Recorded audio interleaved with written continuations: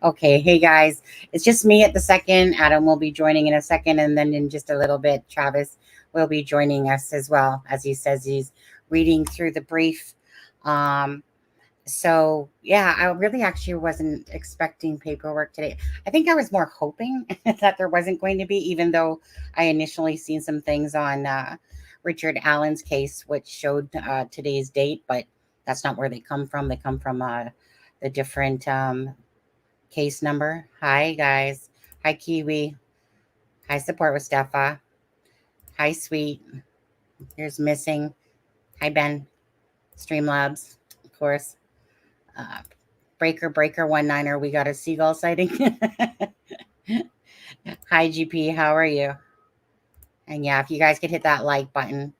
Um, let's see. Oh, I gotta sit here and save this update layout. Okay, there we go. Now I see people and uh, who's in here. There's like 62 people. Sorry, I couldn't see it before because I had to update the layout there. Hi, Ben. Um, yeah, and thank you to Travis when he joins us as well. There's basically three documents that came out. Not gonna lie, I seen one come out called in a favor. So if that person's ends up watching this live, thank you very much for sending those documents over. Um, and then I sent them off to Travis, of course, and some others, but um, I don't think on my case yet. I don't think you see all three of them up on the docket, but you guys know that, right?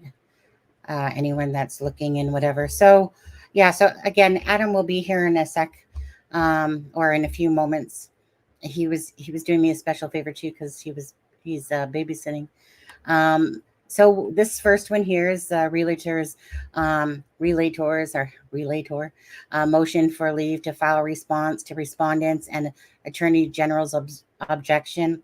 So one second here, just gonna, because I have to go on a different page, I'm just gonna stop the camera and go over to the page and we'll start reading it.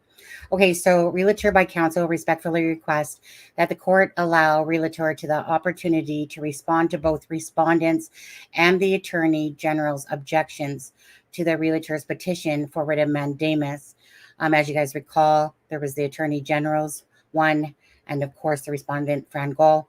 In support of this motion, Realtor states the following. The Indiana Original Action Rule does not expressly provide a realtor the opportunity to file a response to a respondent's objections. Nevertheless, this court has granted a realtor leave to file a response in the prior original action. So, as you guys know, remember the Supreme Court allowed a response to happen. And so basically, they're asking them to allow them to do it again. Um, a response is warranted in this case for three reasons, they're saying. First, the Attorney General has asked for certain portions of Realtor's record of proceedings to be stricken. Second, the Attorney General and respondent both to the Realtor's petition. So the Realtor, again, is going to be basically Richard Allen, Attorney General, and Fran Gull, Judge Fran Gull. Both parties argue that the removal of counsel is a matter within the trial court's discretion, a position which the Realtor disagrees. But the crux of the Attorney General's objection, the issuance of a writ, is that there is not sufficient record in this case to review the issue. The crux of respondent's objection, however, is that the record is sufficient to support respondent's removal of counsel. Finally, since the realtor has filed his petition, oh, I hear Adam. Uh, Respondent has produced a transcript on October 19th in camera proceedings and ordered the trial court clerk to make several filings publicly accessible. Realtor has had, Realtor had not had access to the in-camera transcript and one of those filings until it was made publicly available. The new filing was a report filed by the Carroll County Sheriff in June 2023, and then there's a supplemental that guys that has the paperwork as well, which is relevant to respondent's objection as it included in the supplemental record of proceedings. Realtor's filing, that's a big word, contemporaneously with this motion. That is a long word. Huh. Realtor therefore files this response asking that a writ of mandamus be issued.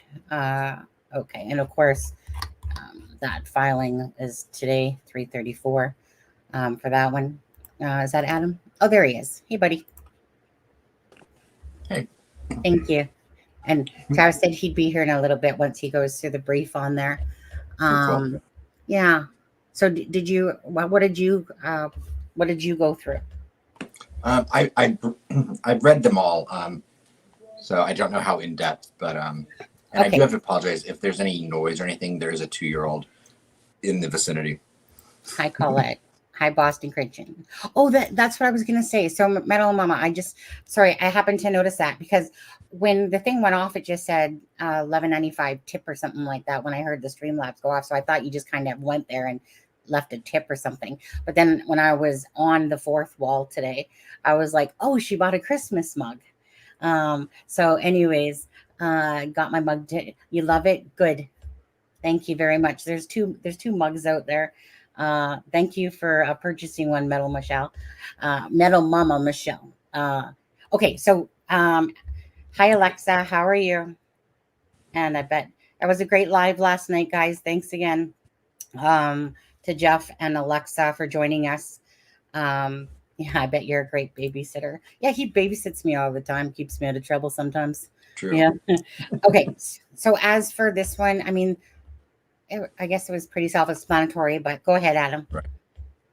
Yeah, I mean, basically, it was just, it's just the, like they said themselves, the court's under no obligation to allow them to file a response to the respondent's response.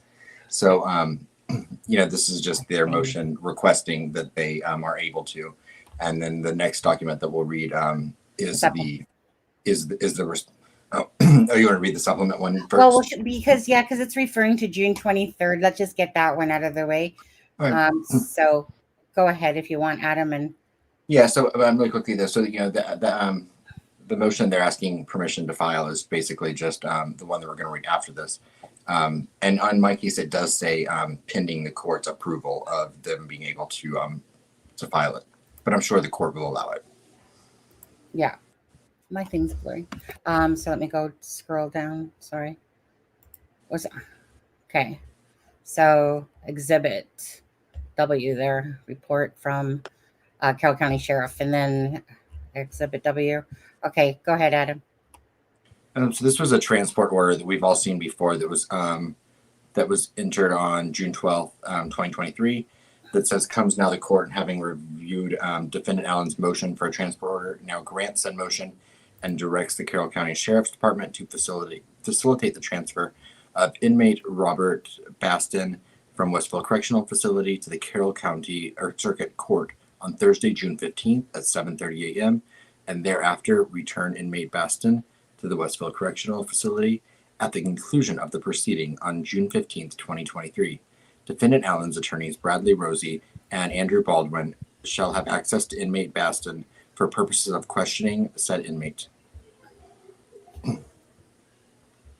And then we have the sheriff's return, which says this writ came to hand the 12th day of June 2023. Attempted service of said writ was made on the 14th day of June 2023. The sheriff of Carroll County, Indiana, reports the following to the court. On the 14th day of June 2023, at the direction of the sheriff of Carroll County, Carroll County Sheriff's Special Transport Deputy Brian Wysocki, right? Yeah, it looks like it. I think that's right. Reported to the Indiana Department of Corrections, Westville, Indiana, for purposes of taking custody of and transporting inmate Robert P. Baston for purposes related to this case. On the 14th day of June, upon arrival at the Westville facility, Special Transport Deputy Wysocki was informed by on-site DOC personnel that inmate Baston was refusing to exit his cell and was also refusing to be transported to Carroll County, Indiana, to testify in the case, in this cause. On the 14th day of June 2023, communication with the court was established by Sheriff's Chief Deputy Tobe Lesenby, wherein Major Lesenby was advised by the court to disregard any further efforts to retrieve inmate Baston from the Westville facility. Documentation related to this incident by Sheriff Special Transport Deputy Wysocki and the Indiana Department of Corrections, Westville, Indiana, is attached to this return. I now return this writ as served unsuccessfully, done the 14th day of June, 2023. And that was signed by Tony Liggett and also the Special Deputy Wysocki. And this is just the informational record here, I guess, 14th of June for the Robert Baston there. Right.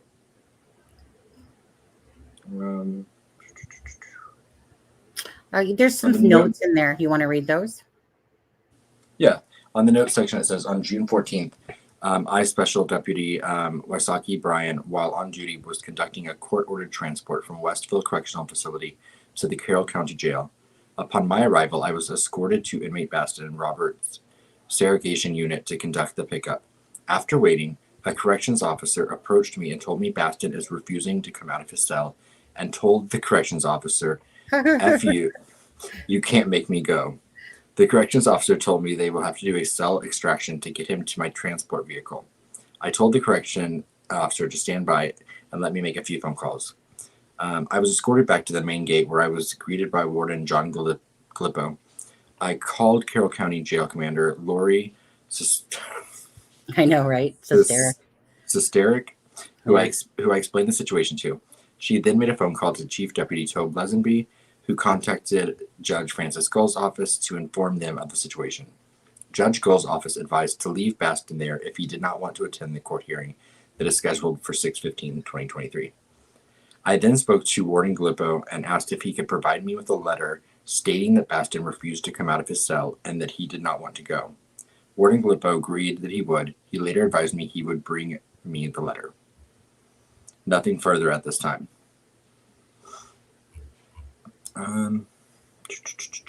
That's just Saki, Toby Lesenby. Okay, there's this one. On June 14th, 2023, staff went to the cell of Robert. So this is a letter by the Westville. Went to the cell of Robert Baston and advised him that he is scheduled for court in Carroll County and that the trip team is here to pick him up. Incarcerated individual Robert Baston stated to the staff that he was refusing to go to court. This was witnessed by the following staff, and then it's signed. And then we just have the verification of accuracy. Certificate of service. Yeah. Okay, so that's it for that. Basically everything. Whoops, I need to find my right page and go to the relator's response. Okay, so this one is like page 1 of 18 for this, and this is the one that Travis is as soon as he's done going through it, going to join us here. Let's see here. I'll read 3 up to 3. Then you start on 4, Adam. Sure. There's not really anything until page 3. Yeah. Oh, sorry. That's what I meant. Sorry. I'll start at 3. I'll go to, and then you can start from 7 on. This writ is the only remedy. So summary, this writ is the only remedy. Any trial without Baldwin and Rosie Rick's counsel of choice would be merely for show. Only 2 lawyers can be ready for a speedy trial and carry out Rick's well-developed trial strategy. Okay, sorry. I can't help it. I was thinking of the 136 page went through my head all of a sudden. And only one court can grant that relief, this court. If action is not taken now, Rick's trial will be delayed longer and even more public resources will be spent. But more importantly, the public's trust in the judiciary, I don't know why I have trouble with that word off my tongue, judiciary will be permanently undermined while the world watches. An appeal is inadequate. Response. This case represents a paradigm situation for writ of mandamus. This court routinely relies on its original jurisdiction to address claims where the attorneys have been or should have been disqualified. Cases. There's that Knox one and everything again. And the respondent and the attorney general do not dispute this fact. The unlawful disqualification of a lawyer strikes at the heart of the public trust in the integrity of the judicial process and requires this court to invoke its inherent authorities to supervise the conduct of lower courts. See Indiana Action Rule. A respondent severed the attorney-client relationship on her own motion and over Rick's objection. Respondent misapplies, and then of course they do the Knox case there again. When she argues a writ is inappropriate. In the Jones, this court denied a writ of mandamus and prohibition petition that challenged the trial court's decisions to disqualify criminal defense counsel in a murder case. There, the attorneys initiated their own withdrawal. This court did not deny the writ for failing to have a clear, unequivocal right to reinstatement of counsel, but because the court will not countermand the trial court's ruling that placed defense counsel in precisely the position their motion indicated their willingness to be. This court did not doubt for a moment that a court-initiated discharge would properly fall within the court's original jurisdiction. This court is generally of the view that the trial court is limited in its authority to remove a criminal defendant's court-appointed counsel. Here, respondent made it clear that she was discharging attorneys Baldwin and Rosie on her own motion, regardless of how defense counsel proceeded or what the prosecutor wanted her to do. Respondent initially suggested defense counsel just read between the lines regarding what she was saying. You're a lawyer. Reading between the lines is what you do for a living. Eventually, she made it clear that she unequivocally was severing the attorney-client relationship and that there was no situation where attorneys Baldwin and Rosie could proceed with representing Rosie. So basically what you're saying is you guys either quit on your own accord or you make me fire you, or you make me fire you. That's what the court. No, I'm saying that this is what I plan to say in court on the record when we convene at 2:00, Rosie. Well, so is a culmination of that you're removing us from the case, the court. I will, based on what I've just shared with you. Mr. Rosie. Okay, well, just want to make sure we're the court. And I'm just giving you the opportunity to have the conversation, or how do you want that to go? I don't want to do this. But I will if I have to. Respondent acknowledged that the prosecutor had initially asked to remove defense counsel during an informal phone call, but she concluded that she did not need a formal hearing on that request or even a pleading to file because she was acting to sever the entire defense team on her own motion. Rosie, I'm extremely, I'd say frustrated is probably a soft word with the idea that we show up today without any real opportunity to prepare for any of this. I just think it's improper, and that's where I am, and that's my position. Court, well, I think we talked about, or when you, the prosecutor, asked for a disqualification, and I indicated on our phone conversation, I'm inclined to do that, Rosie. It was a phone conversation, and that was not on the record, and then some follow-up emails. The court, true. What does this say? The affidavit from attorneys. So let's see. The affidavit from attorneys Baldwin and Rosie and the email correspondence between the parties provide helpful context for this discussion and eliminate any ambiguity regarding who and what the judge is referring to here. The Attorney General has objected to these exhibits. The objection to these two exhibits, exhibits L and V, should be overruled. And I don't think I need to read that, do I? Well, hold on. To the extent that any of the facts recounted above are derived from the portions of the record to which the state objects, they are not pertinent to the legal issues here and simply provide context. Justice Shepard, considering affidavits from counsel and various other letters filed by the Attorney General when deciding whether the Chief Justice should vacate his decision to disqualify himself from a case. The affidavit of Westerman was filed in the proceeding below on October 18th, 2023. Okay, this is my last one, and then your turn. Rosie, there is an informality to that. True, says the court. Rosie. And you also said that you hadn't even done any research, and you hadn't, had time to talk with your senior judge and all these other things. And the prosecutor hasn't filed a pleading with the court either. The court, no, I'm doing this on my own motion. Attorney Rosie and Baldwin offered an alternative to avoid eliminating the entire defense team and to ensure some semblance of continuity of counsel and the efficient administration of justice, but the respondent flatly rejected that request.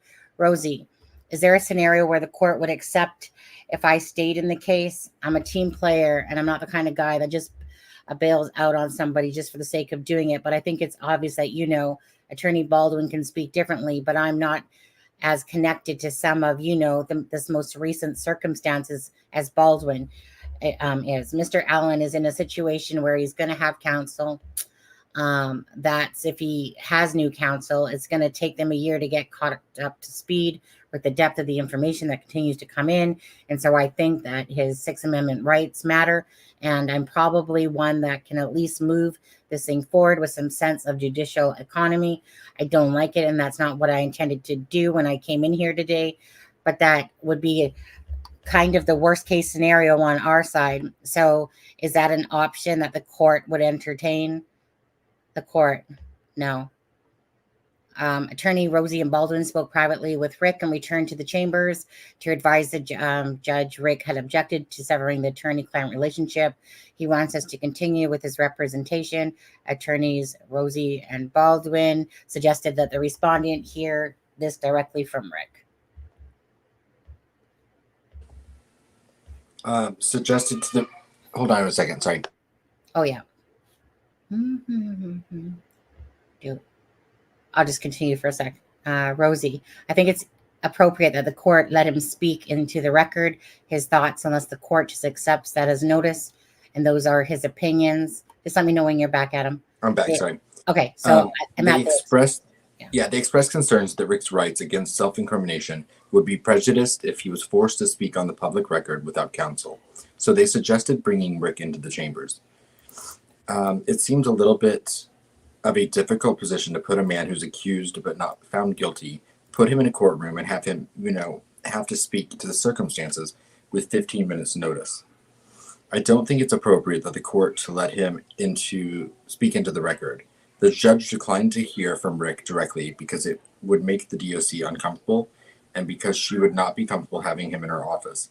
The judge removed Rosie and Baldwin over their and Rick's objections. B. Respondent had an absolute duty to refrain from severing the attorney-client relationship. Not a single Indiana case has tolerated similar behavior from a trial judge. There are only two narrow situations in Indiana where a trial court has jurisdiction to sever the attorney-client relationship against the client's wishes. The lawyer is not a member of the state bar, or the lawyer has an actual conflict of interest that will obstruct his ability to provide effective representation.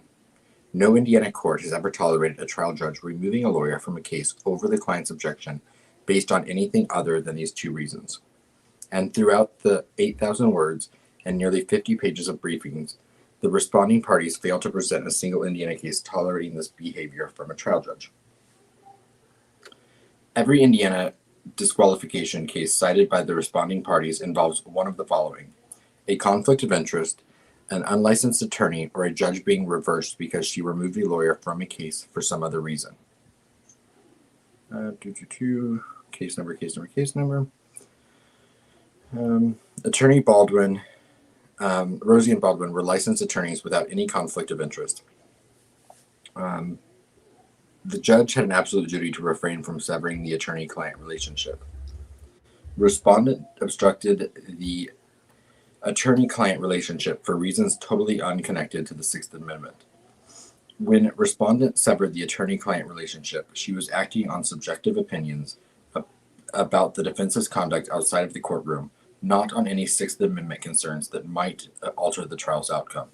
Respondent argues that Attorney Baldwin and Rosie committed multiple violations of the rules of professional conduct and that she acted to protect relators' Sixth Amendment rights to effective assistance of counsel. The rules of professional conduct are are not coextensive with the Sixth Amendment guarantee of assistance of counsel. I lost my page, hold on. Ethical standards can apply to a broad range of attorney conduct, totally unconnected to the Sixth Amendment. And the Sixth Amendment is concerned with deficient performance that has reasonably probability to alter the trial's outcome. All attorneys Baldwin and Rosie did not violate any ethical rules, and the judge, if she had believed there was a violation of the rules of professional conduct, should have reported the violation in accordance with her obligation under Rule of Judicial Conduct 2.15. But this never occurred, despite respondent claiming there was a violation of the ethical rules nearly a year ago when counsel issued a press release. My goodness, sorry. In November 2022, affirming Richard Allen's innocence. In any event, respondents' subjective concerns with attorneys Rosie and Baldwin are wholly unrelated to the Sixth Amendment. Respondent's primary ground for her subjective brief about counsel's performance was the evidence leak discovered in October. Yet Attorney Baldwin was a victim of a crime allegedly committed by Mitch Westerman, who surreptitiously took photographs of evidence. Law enforcement, a prosecutor, and the Johnson Superior Court have reviewed the matter and found probable cause to believe that Attorney Baldwin was a victim of a crime. What happened to Attorney Baldwin in October and the other instance cited by respondent in no way affected the quality of representations Attorney Baldwin and Rosie provided Rick and did not disrupt the trial strategy. Rick clearly and repeatedly asked respondent to refrain from severing the attorney-client relationship, but she acted anyway. Disqualification was first mentioned by the state in a telephone conference on October 10, 2023. The very next day, Rick unequivocally affirmed in writing he still wanted attorneys Baldwin and Rosie to represent him. Trial counsel filed Rick's letter with the court and included a lengthy letter to the court that explained that the court lacked jurisdiction to disqualify counsel because there was no conflict of interest. That same day, the trial court ordered counsel to cease working on Rick's case. Before the hearing on October 19, 2023, Attorney Baldwin retained counsel and filed a memorandum, again informing the trial court that it lacked jurisdiction to remove counsel absent a conflict of interest. During an in-chambers proceeding held before the hearing in open court, when respondent revealed that in her own motion she was disqualifying counsel, Attorney Rosie argued that the respondent lacked the authority to do so. After the in-chambers proceeding, Attorney Rosie filed a notice informing the court that he was remaining on the case as Rick's attorney, as well as a motion for respondent's recusal. The court struck the pleadings and indicated it would take no action on them. Attorney Baldwin, by his counsel, filed a motion to reconsider his removal as counsel, arguing that the respondent lacked jurisdiction to disqualify counsel. I'll let you read for a few. Okay, I know, right? It's all these long words in there that we're not used to every day, particularly considering that a motion for her recusal was pending. Respondent did not take any action on the motion. The day before the next scheduled hearing in Rick's case, attorneys Baldwin and Rosie entered their appearance on Rick's behalf as private counsel. At the hearing, Rick's attorneys argued again that the court had no authority to remove them as counsel. On each of the 6 occasions mentioned above, attorneys Baldwin and Rosie informed the court that respondent lacked jurisdiction to disqualify them.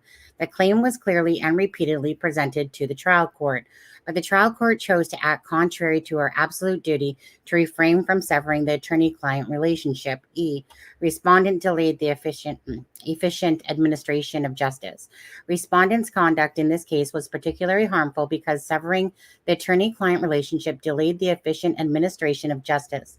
The Attorney General argues that the need for efficient administration of justice should be balanced against the defendant's Sixth Amendment rights. Indeed, Indiana courts do not require judges to unflinchingly, grant continuances or delay proceedings so that a defendant can bring in counsel of his choice on the eve of trial. And then they cite cases there. Trial court balancing defendant's right to go to trial in a timely manner with defendant's desire to delay proceedings indefinitely while he waited for his preferred attorney to recover from a potentially fatal medical condition. A defendant's last-second gamesmanship for a new lawyer causes substantial loss of time for jurors, lawyers, and the court. But the opposite situation occurred when respondent delayed proceedings to insert counsel of her choice. When the judge severed the attorney-client relationship in October, trial was scheduled to begin on January 8, 2024. Rosie and Baldwin spent nearly a year reviewing the voluminous discovery, conducting depositions, developing a speedy trial strategy, and pursuing a defense of third-party guilt. Attorneys Baldwin and Rosie were active members of and in good standing with the Indiana Bar, and they told the judge that they were ready to try this case in January. There is nothing in the record suggesting otherwise. The judge, on the other hand, has not ruled on several of Rick's substantive motions. The Franks memo, which sought to suppress the warrant search that uncovered a firearm, has been pending since September 18th of 2023. As of October 31st, 2023, respondent has not finished reading the motion. I haven't finished even reading it. The motion for the state to produce Rule 404 and 405 evidence, which would inform counsel's decision whether to put Rick on the stand, had been pending for nearly a year. Also pending in August 8, 2023, request for transcript of the June 15 hearing, which counsel needed for use at the deposition and hearing. Finally, a motion in, Lamine, on ballistics evidence has been pending since June 13, 2023. The motion seeks to exclude purported expert testimony that an unspent cartridge found near the crime scene had been cycled through a gun found in Rick's home. I'll just finish this one out, Adam, and then you can go again. A ruling from this motion is obviously critical to the efficient administration of justice. When respondent severed the attorney-client relationship, she was not balancing the Sixth Amendment right against the efficient administration of justice. On the contrary, she violated the Sixth Amendment when she inserted counsel of her choice and delayed all proceedings, denying Rick, the victims, the witnesses, and the public the efficient administration of justice. So F, the remedy of appeal is non-existent. Only an original action can achieve a speedy trial with attorneys Rosie and Baldwin at the helm. Okay. Rick is a pretrial detainee who is over 50 years old. He has deteriorating health and is housed in a prison among individuals who have been convicted of crimes. He files this writ asking attorneys Rosie and Baldwin to be reinstated, to remove the trial judge, and to mandate a trial within Criminal Rule 4B1 time frame. Only this court can deliver that relief. The responding parties failed to address the interwoven connection between Rick's speedy trial request and the respondent's Sixth Amendment violation. Here, murder charges were filed on October 28, 2022, and those parties agreed to set this case for trial on January 8th of 2024, which was outside of the Criminal Rule 4 period. Rick has a right to assume trial would be held on this date. Then a case. Respondent severed the attorney-client relationship over Rick's objection. Sorry. I was almost done. Give me a sec. I got another couple sentences. Rosie and Baldwin. I'm sorry. It's okay. I'm just like, wait a second, are you? And I'm going, oh, he's on the next page already. Rosie and Baldwin spent nearly a year removing the voluminous discovery, conducting depositions, developing a speedy trial, and pursuing a defense of third-party guilt so that they would be ready for trial. January 8th, attorneys Baldwin and Rosie were ready to try this case as scheduled. Your turn. There you go. Respondent severed the attorney-client relationship over Rick's objection and thrust new attorneys upon him who were unprepared for a 3-week trial, scheduled to commence in 3 months. On January 8, 2024, no attorney coming into this case could be ready for a trial of this complexity within that time frame. Only attorneys who have worked on this case for over a year could be prepared. In short, only attorneys Baldwin and Rosie can be ready for trial within the limits of Criminal Rule 4. A direct appeal after a jury trial is wholly inadequate. Trial has already been continued at the request of the new public defenders by 10 months to October 2024. And the trial may very well be continued again. When trial eventually proceeds, there will be an unresolved Sixth Amendment issue. Carroll County, Allen County, the witnesses, the victims' families, lawyers, and Rick will all be dragged through a constitutionally infirm trial. The Sixth Amendment issue will permeate every aspect of this case, rendering a fair trial impossible and a tremendous waste of resources.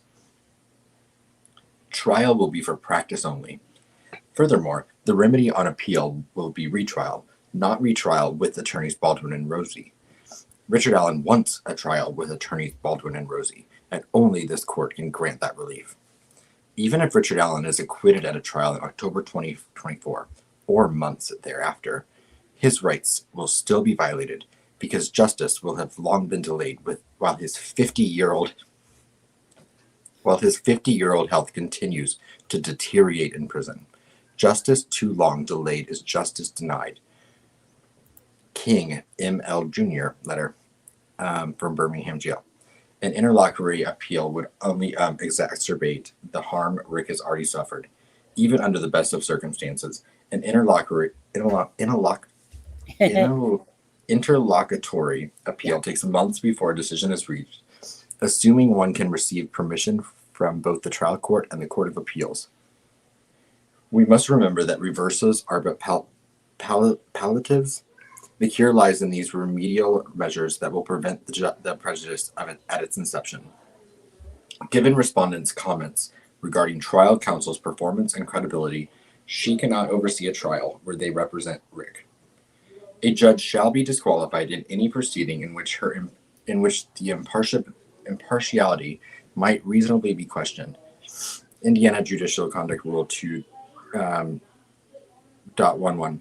Respondent argues that neither Rick nor attorneys Baldwin and Rosie demonstrated that respondent had any bias or prejudice towards them.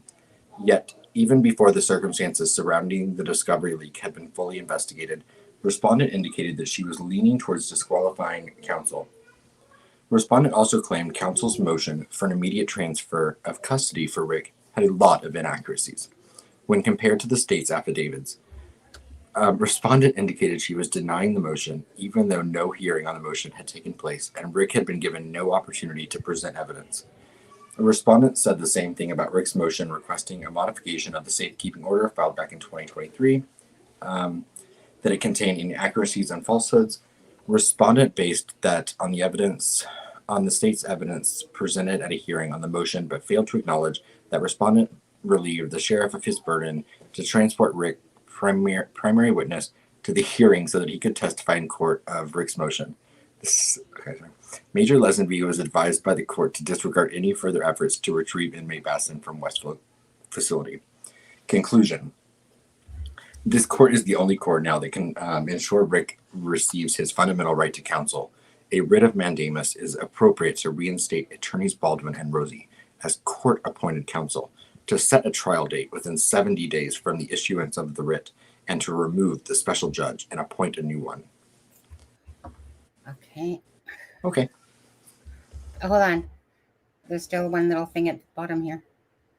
It's just a verified word count. Yeah, fewer than 4,200 words exclusive. Isn't really? I guess they probably have a thing that pretty much tells them, and then there's certificate of filing. Blah, blah, blah to that. Okay, let me just go back up to the top for a second of this. Boom, boom, boom, boom, boom. Okay. So that was the state of Indiana on the relation of Richard Allen, realtor, versus the Carroll County Circuit Court. So that just to show that, oh, this is what you gonna do? What you gonna do? Come for you. Okay. Yeah, and it's signed by Kara. Yeah, that was not the defense team writing it. Yeah, the realtor. Yeah. Lead with love. I mean, honestly, it's just really the same stuff that they've been going on about in each one, really. Like that's all it is. Yeah, I'll be anxious to ask Travis when he gets here, because I'm not discrediting what they're saying in it, but I'm not seeing anything. I would think that to warrant a response, there'd have to be some point that they haven't already made, and I didn't see. Oh, here he is. But I didn't see anything new in this. Like it all felt very kind of redundant. Yeah. Hey, Travis. Hey there. Hey there. I know you're probably waiting till we're done reading it, and then you're like, "I'm here." So, what's your thoughts? Since you're the expert here, what's your thoughts? Oh, I think they did a really good job of responding to the two briefs Mhm. Amazed how fast they got it out. I thought one day would be very optimistic, but I was really thinking 2 days. Thursday, they'd have it out by today, and they did. I sent you the one I marked up. Okay, I was looking for that a couple times, but now I see it. Okay, let me just grab that. Yeah, I was refreshing a few times, but let me just grab that one here. Okay,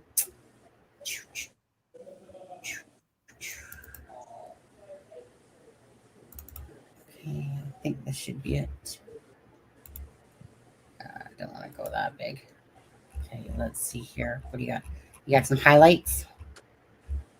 Is this the Yeah. right one? Oh, Uh, but didn't you highlight? You always highlight. Let me resend it real quick Okay. because it's all marked up. Maybe it hadn't saved yet. Yeah. Something. Yeah. Okay.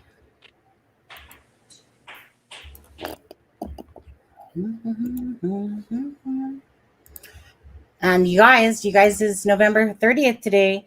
Tomorrow's December 1st. Yes. Christmas, Right. Christmas, Christmas. Oh, by the way, I want to say something. I want to say congratulations to Becky Patty.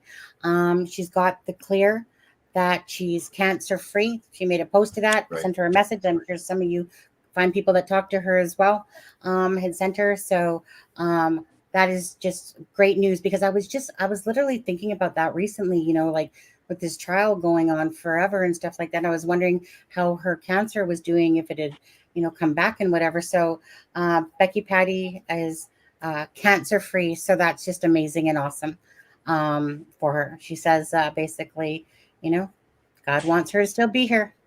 Absolutely. Okay. Sweet, absolutely. When I saw that, I sent that to Sunny earlier today, and I was so happy about that. Prayers go, of course, to their family. 1 second. Travis, did you resend it? I'm working on it. Oh, okay. Because I was gonna say, that one I'm looking at looks the same. Sweet dude, Shivy says, Travis's skepticism is giving me optimism. Travis is.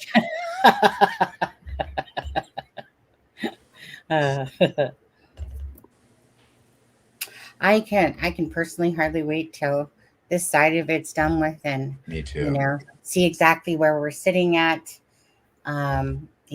For obviously moving forward with justice for Abby and Libby, and So what were those other filings today?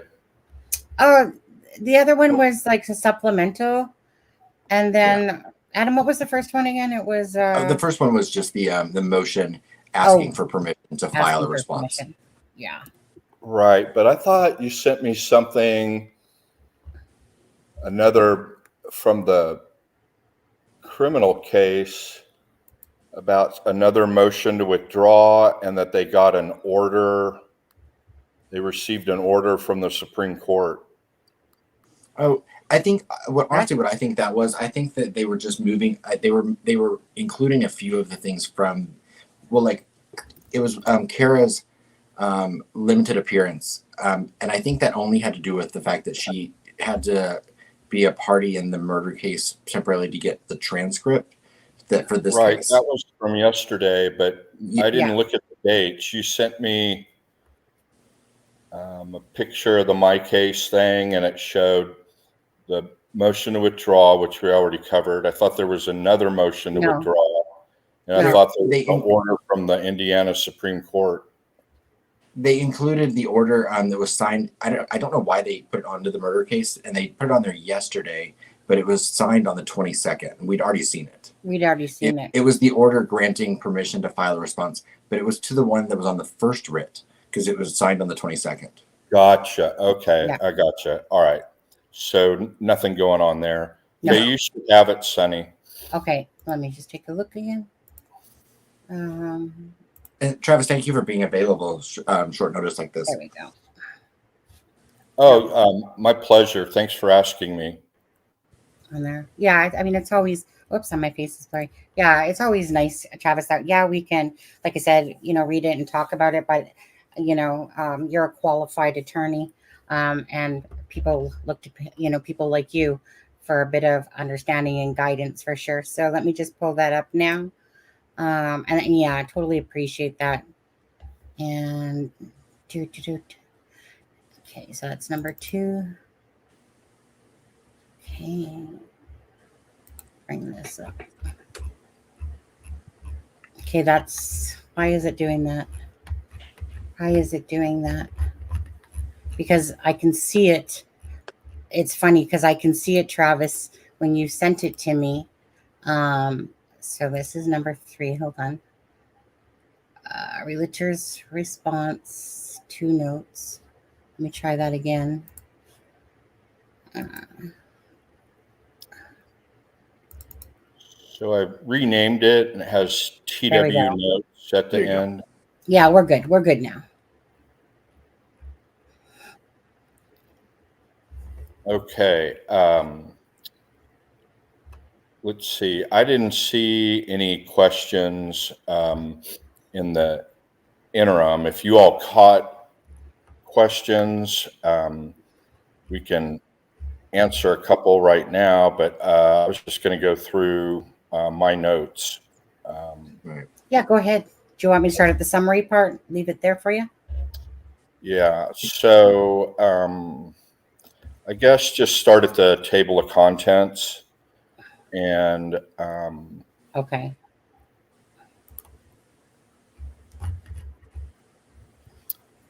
so why is lawyers, and we learned this first year of law school for moot court, um, the table of contents is really important in these briefs, and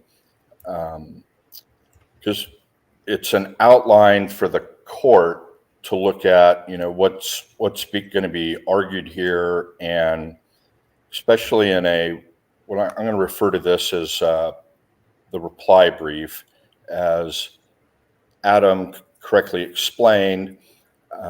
This isn't officially before the court yet. The court has to grant the motion for leave to file this, but I agree with Sonny and Adam that they're clearly going to grant and allow this. They just generally do, and they've done it with the amicus briefs, and they did it with the first petition, allowed a reply to the court's brief. So I was just going through here, and I'm going to get bigger, but there we go. Okay. I thought this first topic presents the paradigm situation for a writ of mandamus. We'll get into that, but when I saw that, it had me intrigued. Guess only lawyers and other law nerds would be intriguing. Let's see. The respondent severed the attorney-client relationship on her own motion and over objection. Then B, absolute duty to refrain from severing the relationship. We'll get into that a little bit more. And then obviously they did it quick, should be unconnected, but the speed at which they got this out, there's going to be one or two subject verb disagreement. But anyway, respondent obstructed the attorney-client relationship for reasons totally unconnected to the Sixth Amendment. And the three of us have talked about this before, and we'll go into that. And then the other two that you read through, D and E, and then F, that again, in the brief filed by the AG and the court, they kept pounding on the procedure that it's not an appropriate remedy mandamus, you should be able to take care of this on appeal. And they made in my opinion, a pretty strong response to that, including going through the Jones v. Knox Superior Court case that I've been alluding to in prior occasions on your show. What did I actually call that? I called it something Jones v. You said sugar, like you said something like Knox Sugar Company. Knox Sugar Company, yeah. Yeah. That's because you made me go on before having a chance to read it, and I didn't have my readers. And then Roman numeral 2 is bias. So we're going to go to the next page, summary.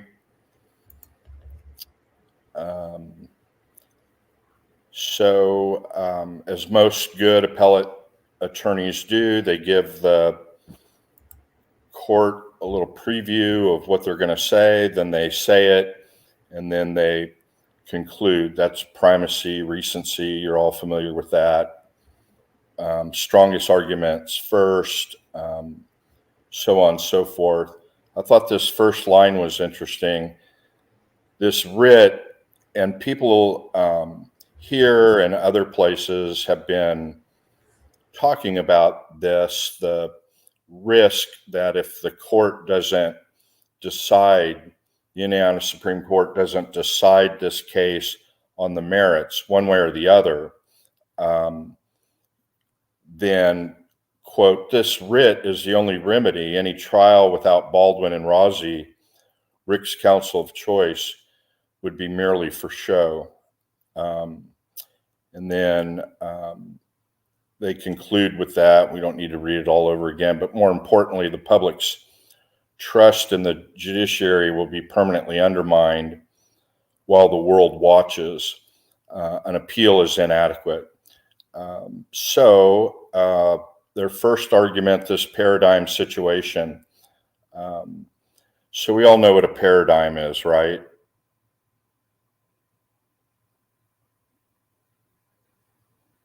Sorry, I was on mute. Well, can you just say it just so that people watching as well?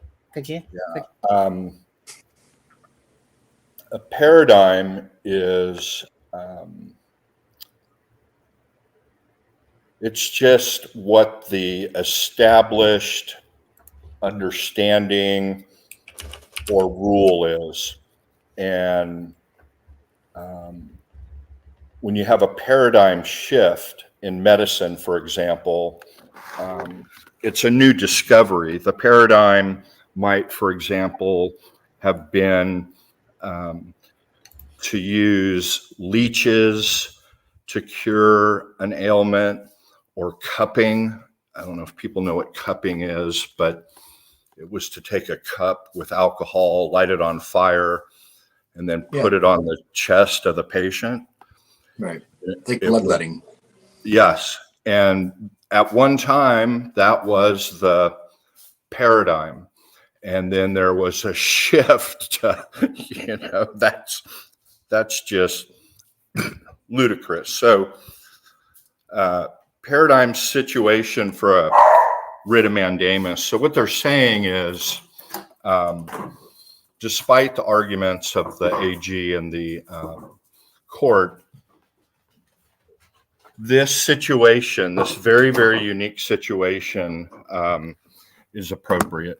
And we'll see what they argue here. So I'm very pleased that and expected that they were going to cite the Jones versus Knox Superior Court, not the sugar company, but the Superior Court. And they go into that case at length, which I said a couple of days ago, I thought that they would, because I think that case is much better for the relator, Rick, than either the AG or the court.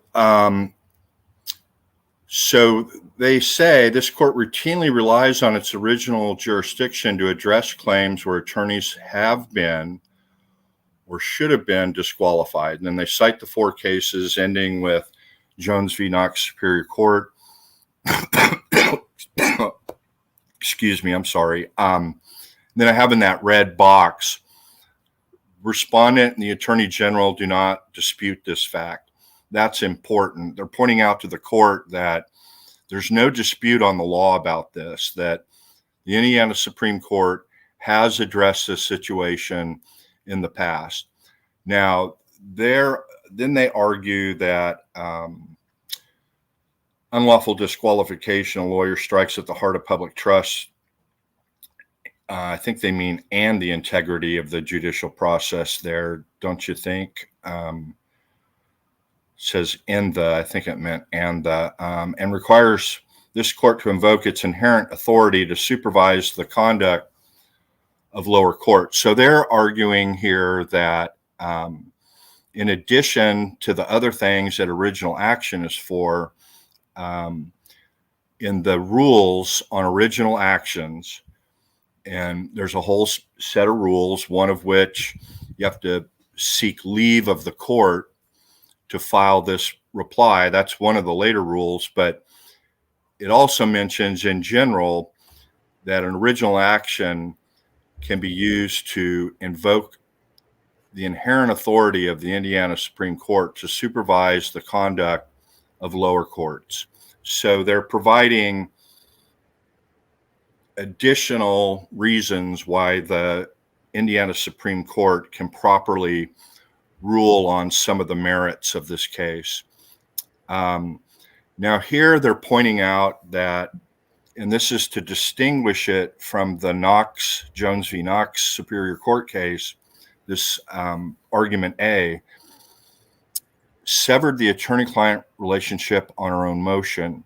Now, I've had a chance to read the Jones case, is how I'm just going to refer to it. And in that case, the defense lawyers filed a motion objecting to the state adding evidence late, DNA.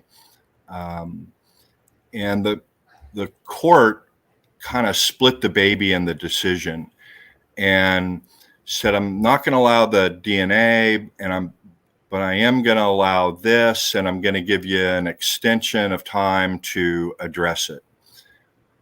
They, kind of being cute, and probably in hindsight they would have done it differently, but they sent in a letter to the judge saying, if this case goes forward, the rights of the defendant will have been violated. And, it's a snarky letter, and I can't remember it well enough to paraphrase it, but it was clearly being snarky and cute, which you never want to do on the record with a judge. In any event, they later filed a motion saying a motion to withdraw if something didn't happen. So that's why they're pointing out the Knox here that the court severed the attorney-client relationship on her own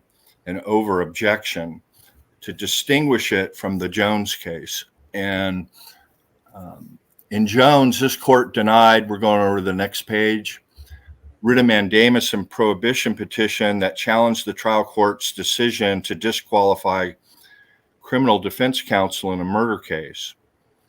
There, the attorneys initiated their own withdrawal. And so here they're going to be arguing that they didn't initiate their withdrawal. And you guys went through in detail when you read it, why they painstakingly provided exact quotes of the transcript. This court did not deny the writ for failing to have a clear, unequivocal right to reinstate of counsel, but because this court will not countermand the trial court's ruling and place defense counsel in precisely the position their motion indicated their willingness to be. So It's talking about the Jones case. In Jones, the defense attorneys filed a motion to withdraw on their own, but they had alternative relief. They thought they could bully the court into ruling their way, and it didn't go their way. And then they mention, and this is very important, this court did not doubt for a moment that a court-initiated discharge would properly fall within the court's original jurisdiction. So again, what they're pointing out here is that the court should reach the merits on this, should not just deny it as being premature. And then, quote, this court is generally of the view trial court is limited to its authority to remove a criminal defendant's court-appointed counsel. That's a direct quote from Jones, which is a Indiana Supreme Court case. But they didn't have to get to that issue because the defense attorneys in Jones asked in a formal motion to withdrawal to be off the case, which we're going to be seeing here is Rick's attorneys are arguing something completely different happened than what happened in Jones. Here, meaning in this case, respondent made it clear that she was discharging Baldwin and Rosie on her own motion, regardless of how defense counsel proceeded or what the prosecutor wanted her to do. Initially, she suggested read between the lines. So they're given a lot of context to what is on black and white paper of the transcript. And, they did a beautiful job with the language and arguing it from Rick's and Baldwin and Rosie's point of view. They were very, very artful in that. These are highly skilled appellate attorneys, quite competent at presenting the position of their client in a very effective way. Eventually, you look for words like that. She made it clear that she was unequivocally severing the attorney-client privilege. Then you've already read that. We're going to go over to the top of page 5 where I have a note in blue. I may have a note. Making a record is so important. As I mentioned, Rosie, typing fast myself, was brilliant in making a record. And I've mentioned that numerous times in the past. When we went over the transcript, I mentioned that. That left, his ability to make a record is why there's a chance this thing may actually be decided by the court. If there wasn't a record, and number one, and number two, if he wasn't as good as he was in laying these things out and getting the court to acknowledge certain things, and then look here, respondent acknowledged that the prosecutor had initially. So it's because Rosie made such a good record and that there was a record of that meeting that, we're even here. So they lay out the position from the record. There's a footnote. Adam loves footnotes. So I highlighted one part of it as a shout out to Adam.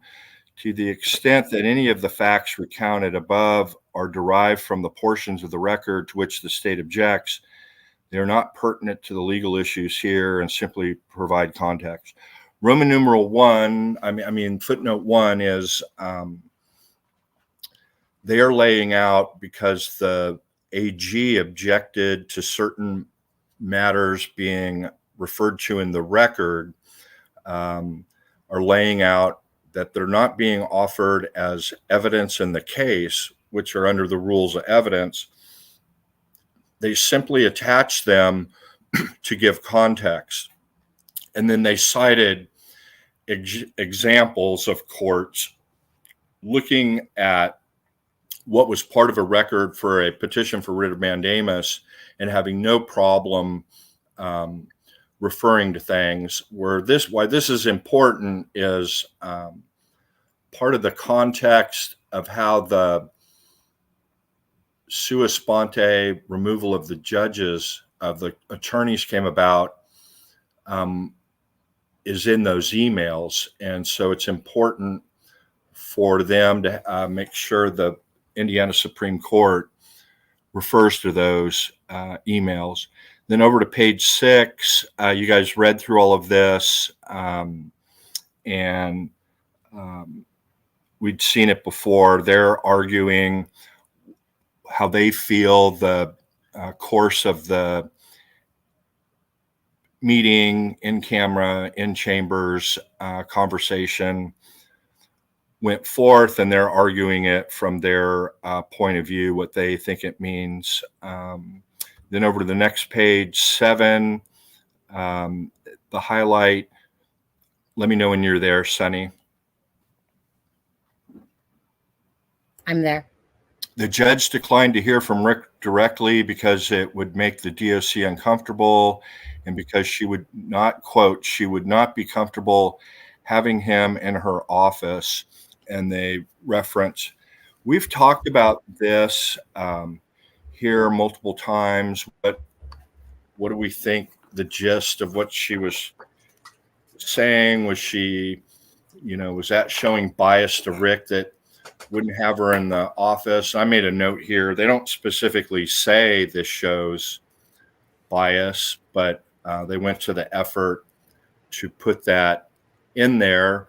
Could be they just wanted to show that this is why there was a affidavit and only an oral representation from Rosie, and or that they tried to get it on the record, but they don't specifically say that it shows bias. So to me, I don't think they are implying it, but of course everybody's free to continue to debate that. B, respondents had a duty to refrain from severing the relationship. Not a single Indiana case is tolerated similar behavior from a trial judge. So the briefs, I have a note at the bottom from the opposite point of view. The briefs on behalf of the AG and the court, they argue there's been no case in Indiana, with the exception of the Jones case, which didn't grant relief. There's been no case that's granted relief that they're seeking in this petition for writ of mandamus. So is that clear? So their briefs say there's not a single Indiana case where an Indiana court has granted mandamus relief in this type of situation. And then they also point out, they cite cases from other jurisdictions, but those are persuasive, not mandatory. They're not, they don't constitute precedent because they're not from Indiana. So the only court outside of Indiana that would have precedential value is the U.S. Supreme Court. And so here they flip it around and say, well, no Indiana court has ever tolerated a trial judge removing a lawyer from a case over the client's objection. So that's just, how attorneys flip things around. So, and then over on the next page, over the client's objection based on anything other than these two reasons, and throughout their 8,000 words and nearly 50 pages of briefing, that's both briefs, the responding parties failed to present a single Indiana case tolerating the behavior from a trial judge. Every Indiana disqualification case cited by the responding parties involved either conflict of interest or an unlicensed attorney, or a judge being reversed because she removed a lawyer from a case for some other reason. They cite the cases, and then the red rectangle attorneys Rosie and Baldwin were licensed attorneys without any conflict of interest. Judge had an absolute duty. Now, this is really the crux of it. And in the Knox case, and we'll see that in a second, the Jones v. Knox Superior Court case, they specifically said we don't have to get to the merits of when it's appropriate for a judge to remove an attorney from a case because they asked to be withdrawn from the case. So we don't need to get to that. And so now they're going to talk about the Sixth Amendment. And we've talked about this in the past.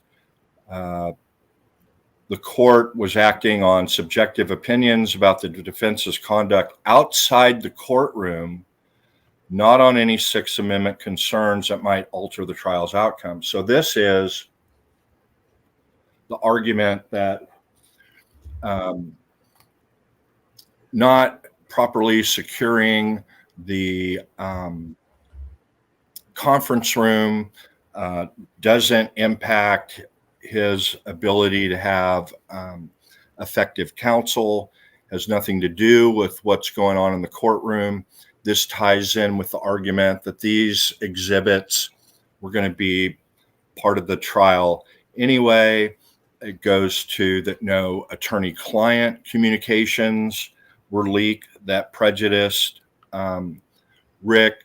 In short, none of the conduct that she mentioned, and she actually abandoned one or two of them, including the notice of claim. They don't mention this in the brief. I guess they didn't think it was important enough. None of those things impact the representation of the client in court. Then they talk about the rules of professional conduct. That's the bottom of 8. I'm over to the top of 9 now, Sonny. Coextensive with the, are not coextensive with the Sixth Amendment guarantee. So in other words, just because you violate a rule of professional conduct or potentially violate, that doesn't automatically mean that your representation is falling short of the client in the criminal case.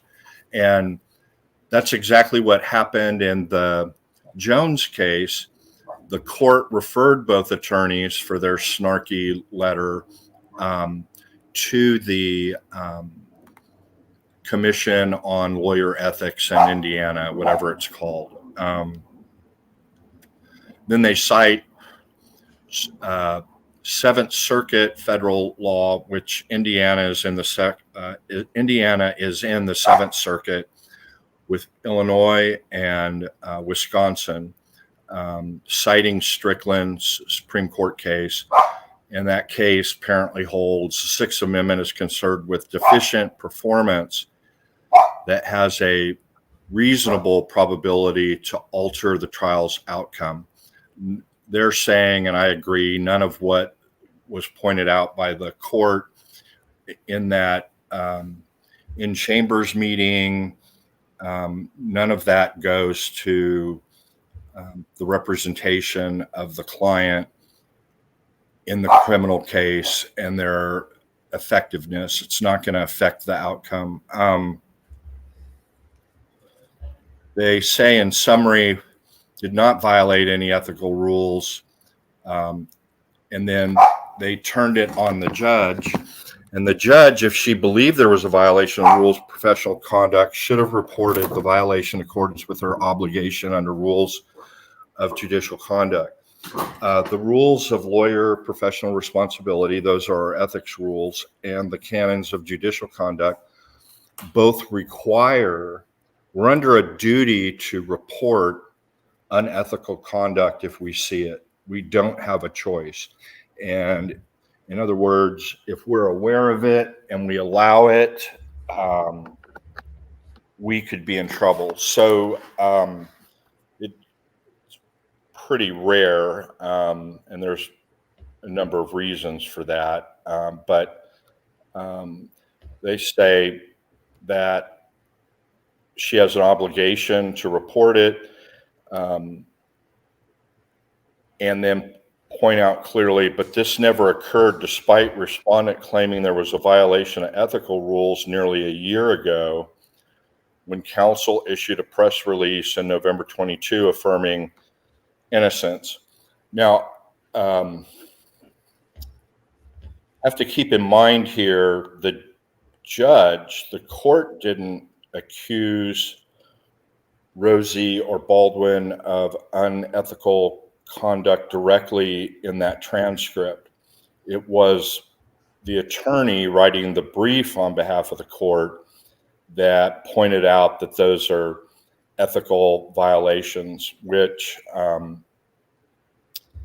thought was interesting and I thought wasn't going to be very effective. We'll just need to wait and see what the court thinks about this. But, you know, they address this head on that, well, you know, she says in her brief, these are ethical violations. One occurred a year ago. Why didn't she report it? Why didn't she bring it up then?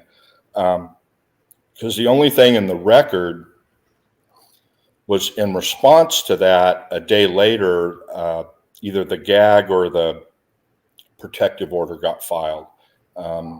Nothing in the record that she thought it was unethical or some sort of violation. Let's see. Then towards the bottom, I have a note, great way of arguing the facts from an outside case. So here they're talking about what we do know is the latest leak was due to criminal conduct of Mitch Westerman. And then they cite the criminal case that got filed and point out that Baldwin was a victim of a crime allegedly committed. And so, you know, that's a great way. That Westerman case isn't part of the record, but the Indiana Supreme Court can take judicial notice of that. And so they argue that. Next page, what's important here, Sixth Amendment rights. And when we get to this argument D, capital D, I have a note, reaches the heart of all of this. Wouldn't it have been better for the court? I want people just to keep this in mind and they can decide on their own. Wouldn't it have been better for the court to have all of this info, the case law, etc., before making a decision? And part of that is, wouldn't it have been better for a full opportunity with a hearing? And, you know, we can just kind of go through this. Rick clearly and repeatedly asked the respondent to refrain from severing attorney-client privilege, but she acted anyway.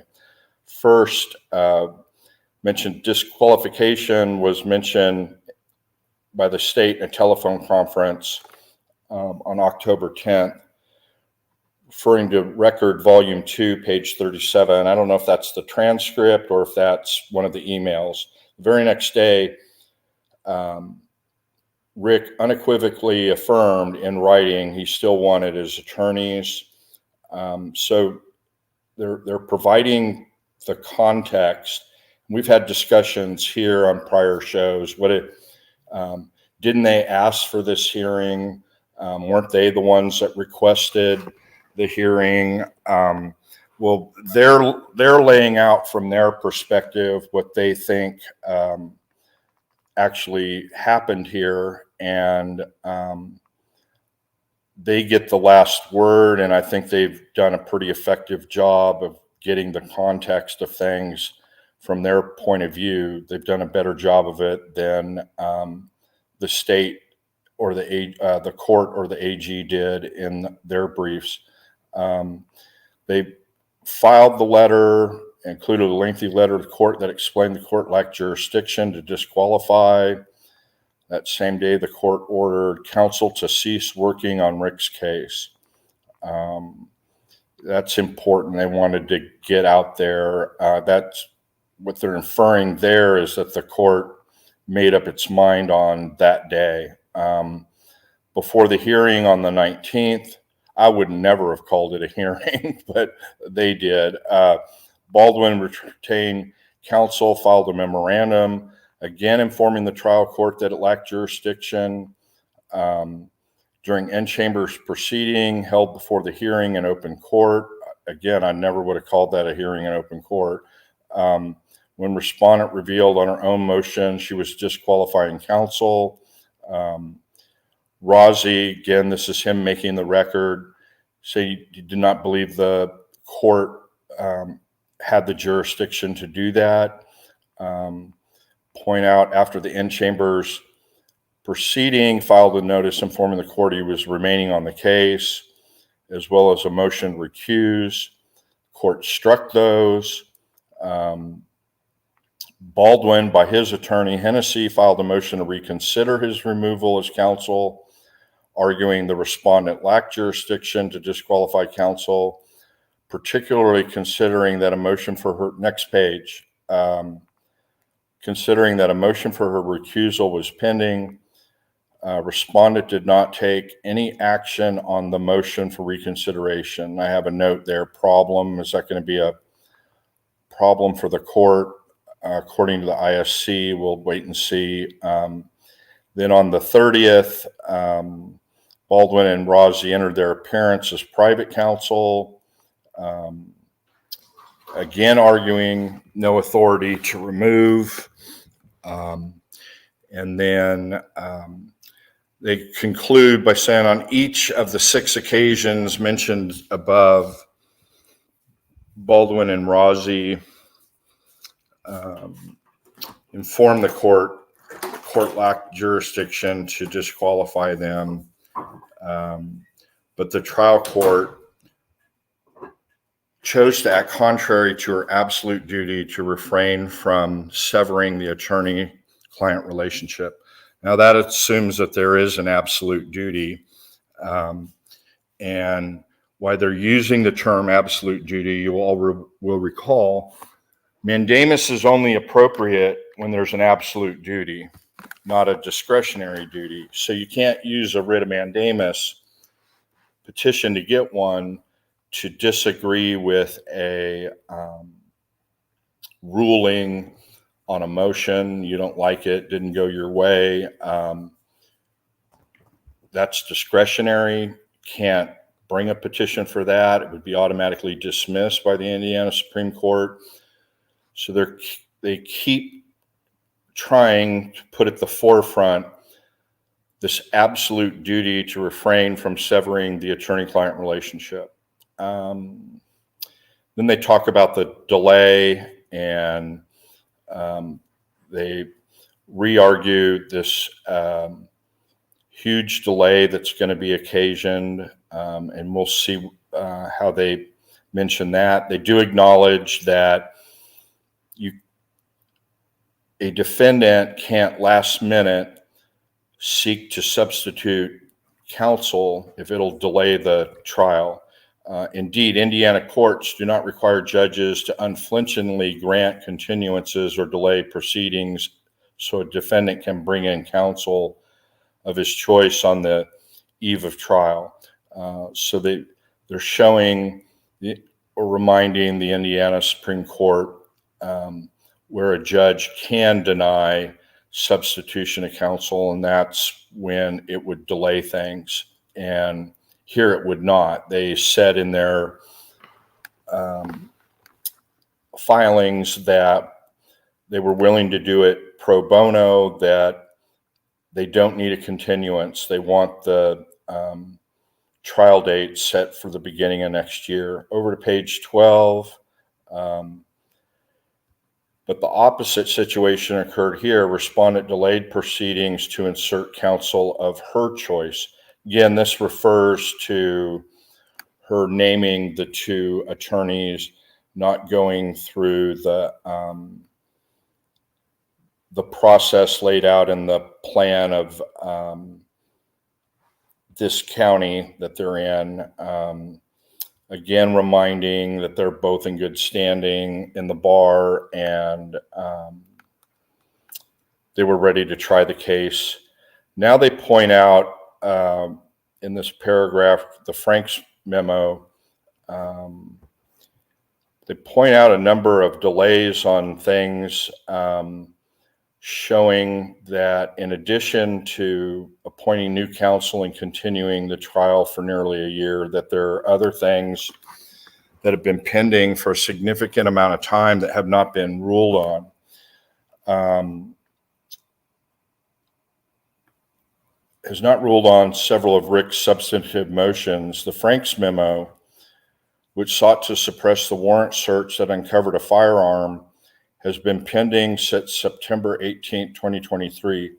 Now, the first order in the case by the judge that eventually recused himself, it's a lengthy order, talks about photos of the court's family being in social media, a bunch of other things. He mentioned in there that they were getting flooded with open records requests, and that a court only has 30 days to decide a pending motion. And I thought that was interesting in that, and I've tried to follow up on it. That appears to be the case, and if a judge needs more time, they can let the Indiana Supreme Court know that they need more time. But I've never seen anyone argue that directly, that it's been a violation for the amount of time. You don't do that on a case where, that judge is going to be ruling on things in trial. You just let the judge do what they need to do. As of October 31st, respondent had not finished reading the motion, citing the that's from an order she filed, where she mentioned she hadn't finished reading it, I believe, and thousands of pages of exhibits. The motion for state to produce Rule 405 and 405 evidence, that's prior bad acts, which would inform counsel's decision whether to put Rick on the stand, has been pending for nearly a year. Ouch. And then also pending is an August 8th request for transcript on the June 15th hearing, which counsel needed for use at a deposition and hearing. Finally, a motion in limine on ballistics evidence, this is a huge one, has been pending since June 13th. And that's a critical motion for strategy. The motion seeks to exclude purported expert testimony that an unspent cartridge found near the crime scene had been cycled through a gun found in Rick's home. The ruling from this court is obviously critical to the effective administration of judgment. I'm going back to up to 12 again. I have this note. So they don't directly say that, and don't cite to anything about the urgent medical condition, which was a press release filed by her home court administrator. But people can make their own minds. They put all of this in here as kind of an offhand reference to judge's urgent medical condition, having to work from home. I don't know. I don't think so. I think they pointed some of these delays in the original brief. Over to page 13 now.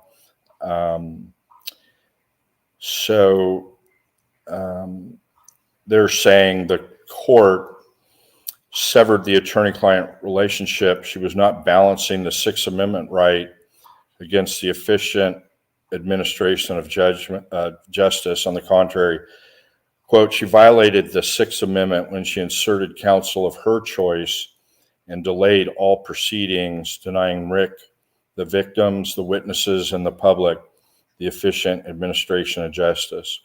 That last line, although in line with what their arguments are, seems like it's also for the public's benefit, the media's benefit. That last line, F, the remedy on appeal is non-existent. So what the AG and the court argued in their briefs that, oh, well, they can just appeal this or seek an interlocutory appeal. They point out an appeal isn't an appropriate remedy.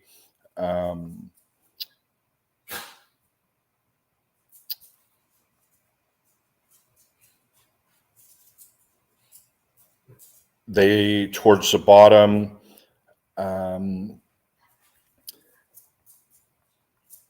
both sides agreed to a January 8, 2024 trial date, which was out the criminal rule 4C period. That's their Speedy Trial Act. And then apparently they're arguing if parties agree to a trial that's outside the 70 days plus whatever it is in Indiana, that setting that date, January 8th, Rick had a right to assume trial would be held on that date.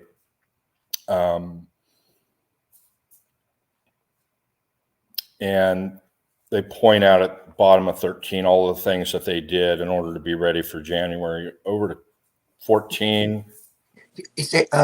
Travis, can I ask you one question really quickly? And this could be completely arbitrary, but when they had talked about those dates, I found it interesting that they highlighted the January 8th, 2024 date, but that wasn't the first trial date that was set for the case. The first trial date that was set in this case was in March of 2023. And I didn't see any mention of the fact that, no one had any problem with that being moved.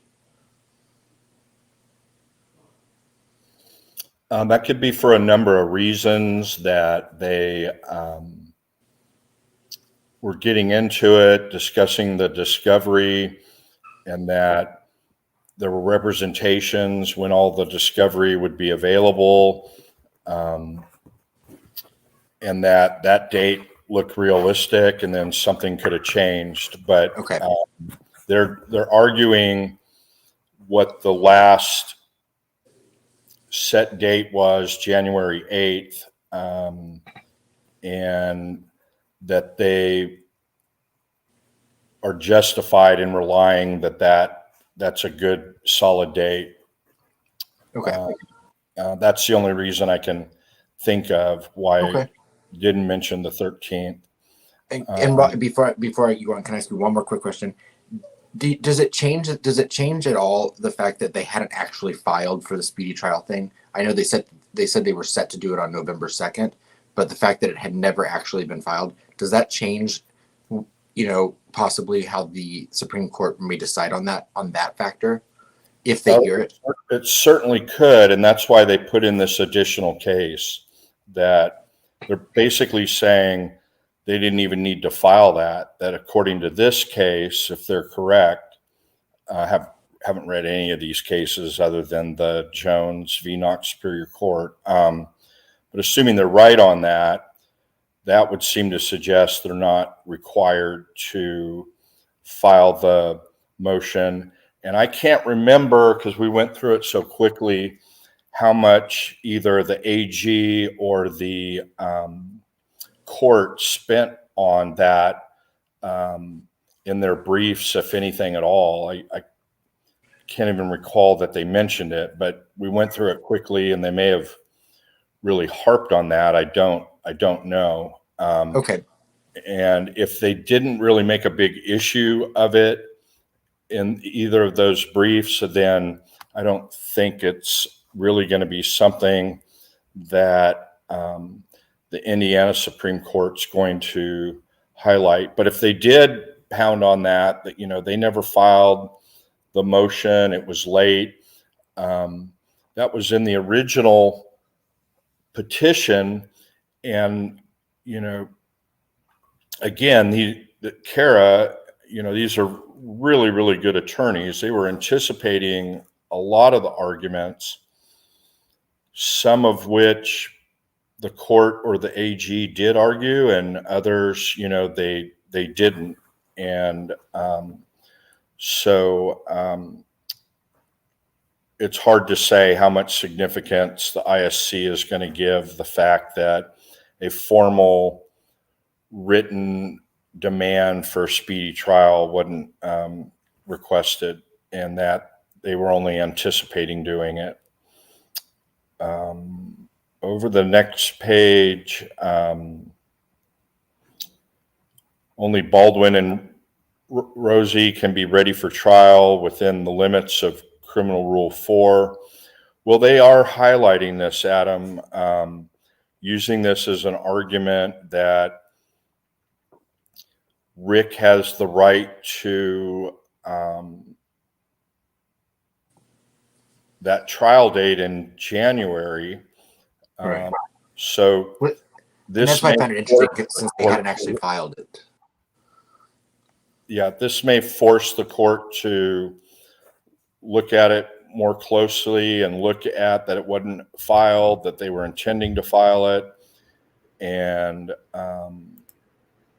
why they came up with this additional case that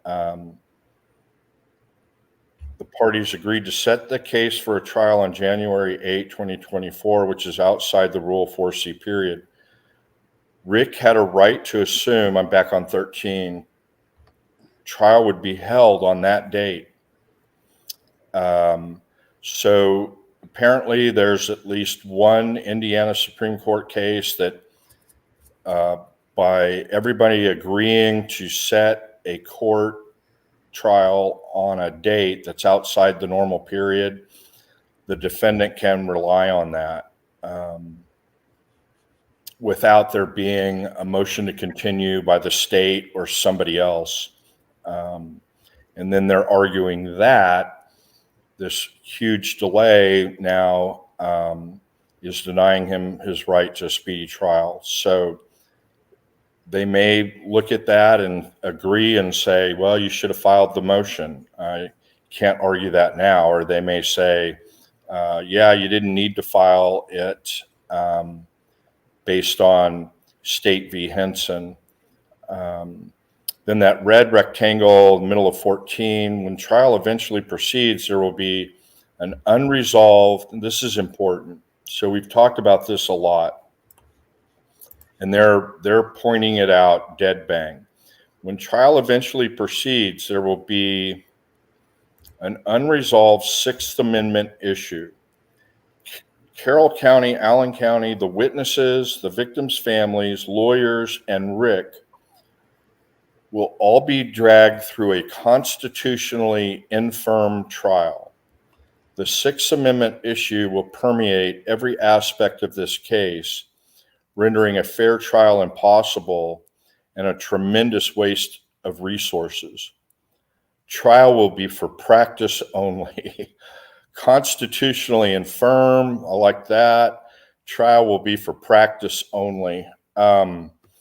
So we've talked about this, that one of the problems if the Indiana Supreme Court doesn't reach the merits, case law is clear, then that issue would be alive for direct appeal if he's convicted. And then they argue, even if he is acquitted at trial in October 24 or months thereafter, his rights will still be violated because justice will have been long delayed while his 50-year-old health continues to deteriorate in prison. And the interesting, justice too long delayed is justice denied. The Reverend Martin Luther King Jr. letter from Birmingham jail. People in the audience and chat have not read that letter. They should. Doesn't matter what side of political spectrum, what side of any particular issue they're on. That should be required reading for any citizen of the United States. Sonny gets a pass. Even under the best of circumstances, an interlocutory appeal takes months before a decision is reached. We're on the top of 15. Assuming one can receive permission, this is what's required for an interlocutory appeal: permission from both the trial court and the Court of Appeals. And then Roman numeral 2, given the respondent's comments regarding trial counsel's performance and credibility, she cannot be unfair, unbiased, or unprejudiced. And then they point out on some of the prior things that she mentioned in that in-camera meeting in chambers, yet even before the circumstances surrounding the discovery leak had been fully investigated, respondent indicated that she was leaning towards disqualifying counsel.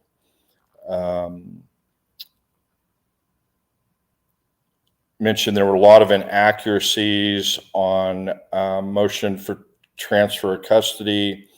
Respondent indicated she was denying the motion even though no hearing on the motion had taken place, and Rick had been given no opportunity to present evidence. So that's showing that she's jumping to conclusions when she said a lot of inaccuracies. That goes to notice and full opportunity to be heard. Also mentioned respondent based that on state's evidence presented at a hearing. This is talking about modification of the safekeeping order on the motion, but failed to acknowledge that respondent relieved the sheriff of his burden to transport Rick's primary witness to the hearing so that he could testify in support of Rick's own motion. And then C, second supplemental record, volume 1, pages 3 through 9. That must be the letter from the other inmate, correct? It is, yes. Right. Yeah. Major Lazenby was advised by the court to disregard any further efforts to retrieve inmate Baston from the Westville facility. Conclusion: this court is the only court now that can ensure Rick receives his fundamental right to counsel. A writ of mandamus is appropriate to reinstate Baldwin and Rossi as court-appointed counsel, to set a date within 70 days from the issuance of the writ, and to remove the special judge and appoint a new one, asking for the same relief they initially did. And so that is that. Travis, Charmaine just got here, so she'd like us to start over. Yeah. Okay, From page yeah. 1. Okay. I don't think so. We could just do a redo. Yeah. So I've had this question up for a while from Ivy. Ivy says, someone please help me remember. I have a question for Travis about, hold on, what's this? Get out of my way here. Something in my way. Misconduct and, what does it say, Adam? I can't read it because there's something in my way. Documentation on the record. Okay, thank you. Ivy, you had a question. Please give it to me. Yeah, give it to about misconduct and documentation. I'd be happy to answer it. Okay. That's a reminder. You had that question, Ivy. Right. While she's doing that, Travis, can I ask you, now that we have, presumably, I believe we probably have all of the ingredients that are going to go into the Supreme Court making their decision on, one, whether to hear it, and then two, what do you think the chances are now? Or what do you think the strongest points are, the weakest points? I think before I read the Knox case, the Jones v. Knox Superior Court case, it's just really, really difficult to get a court to grant mandamus, and I thought it was a long shot. Then after I saw that, now it's going to come down. I think that they will rule. I think the dogs disagree. I don't think so. I don't think so. My dogs are disagreeing with me. Yeah. I think that they are going to rule on the merits, whether, as they did in Jones, whether it was appropriate for the court to remove the attorneys when they did and how they did. So I think we're going to get at least that. And there are arguments on both sides of that, unlike Jones, the attorneys didn't ask themselves to withdraw. The arguments against that are that there was an oral motion to withdraw, and Rozzi And they wanted to represented. withdraw, correct? What's that? They wanted to withdraw in that case, correct? And yes, in Jones, they filed a formal motion to withdraw. We are seeking to withdraw if you don't change your mind on the ruling you gave about this evidence coming in or not coming in. But they filed a motion to withdraw. Now, we've talked about in this case that, well, they were aware of this hearing coming up. They pointed out in the briefs, the court and the AG, that they had counsel by that, or Baldwin had counsel by that time. And so they had notice and opportunity. And so, I don't believe that a court is limited to removing an attorney in any case, either is limited to just they're not members of the bar, or that there's a conflict. I think if a judge sees, so for example, if there were attorneys and they hadn't been filing any of the normal motions that get filed, if they hadn't been doing any discovery, they weren't showing up to court, if, a lot of different things, I think a court can step in and say, you're jeopardizing the defense of your client. What's going on? And either removing them or bringing in another more experienced lawyer, or but I don't think it's absolutely limited to those two situations. But I think that the reasons why she said she removed leaks and filing a notice of claim, which she was clearly wrong on. I think her lawyer pointed that out to her, and that's why it's not mentioned in the court's brief as a ground. None of that has to do with the defense of the case and him receiving an effective defense. What it has to do with is gross negligence or incompetence in following the court's orders. Right. I found it interesting that term was not in this response one time. In this response, or the this one, the gross negligence. Yeah. So it's mentioned in the court's brief that she found this and found that, but he's kind of like summarizing the transcript. But then they don't cite a single case. I figured that the judge had researched it ahead of time, because there was that mention, well, you said you were going to check with your senior judge and you were going to review this or that. That was in an email. And then in the hearing keeps mentioning gross negligence or gross incompetence, which gross incompetence, that's used in labor law, employment law, as a grounds to terminate. That gross negligence, you have to give this kind of notice in order to terminate somebody in certain states.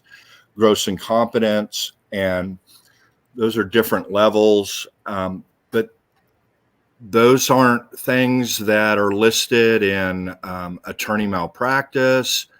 They're not listed in ineffective assistance of counsel cases. And so I was expecting that there's going to be State v. Smith, and a lawyer was removed for gross negligence, but they didn't cite any of those cases. So the fact that they don't mention any of that, I think goes back to what little case law there is about the Indiana Supreme Court on a petition for writ of mandamus involving attorneys. I think they've just limited it to that. And they spent a lot of time distinguishing the Jones v. Knox Superior Court case, because if the Indiana Supreme Court agrees that they did not request withdrawal, that they were forced to do it, bullied into it, that Rozzi never officially filed a motion to withdraw, saying he was but not isn't enough. Assuming they find that, then they're going to get into the merits of whether it's appropriate. But one of the things that it appears in what the amicus brief for the Indiana Public Defenders Council, one of the things that they argued was there was no clear guidance either for attorneys or judges. So that may appeal to the Supreme Court. Look, we really don't want to get into this, but this is going to keep coming up over and over and over. So we should address it now. But no, I wasn't surprised that this brief doesn't mention incompetence, negligence. What they're arguing is that whatever it was, gross incompetence, gross negligence of stuff leaking out, has nothing to do with the representation of the defendant against the criminal charges. Sweet Dude Shibby says, Travis, do Baldwin's 2 leaks, 1 unintentional, 1 betrayal, and Rozzi 0 leaks? But that's not true. Justify, well, not about the leaks, yeah, but it's, remember we went over that yesterday. Leaks justify this much scrutiny and punishment from Judge Gull. Are her action reasonable or out of line in your opinion? Now, I want to add to that, because yesterday we went over this.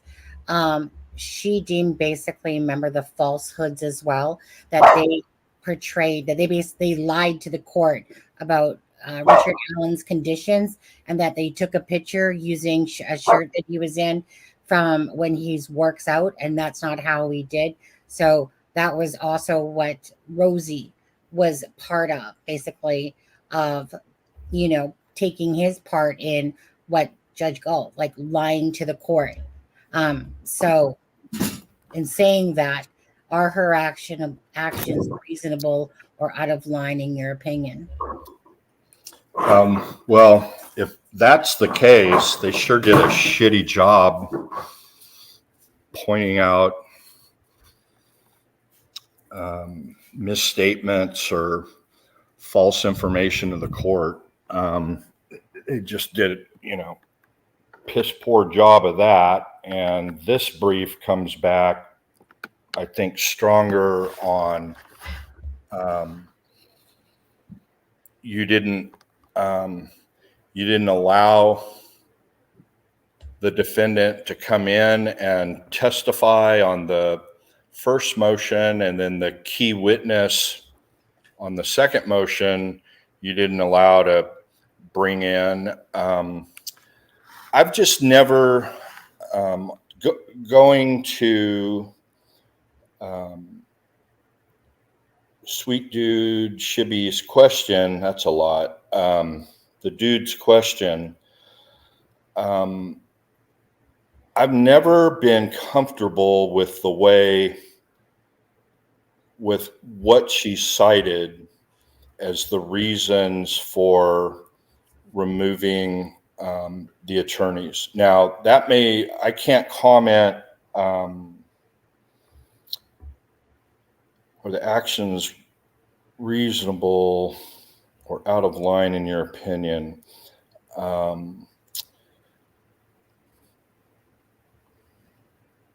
For those types of things, I just never agreed that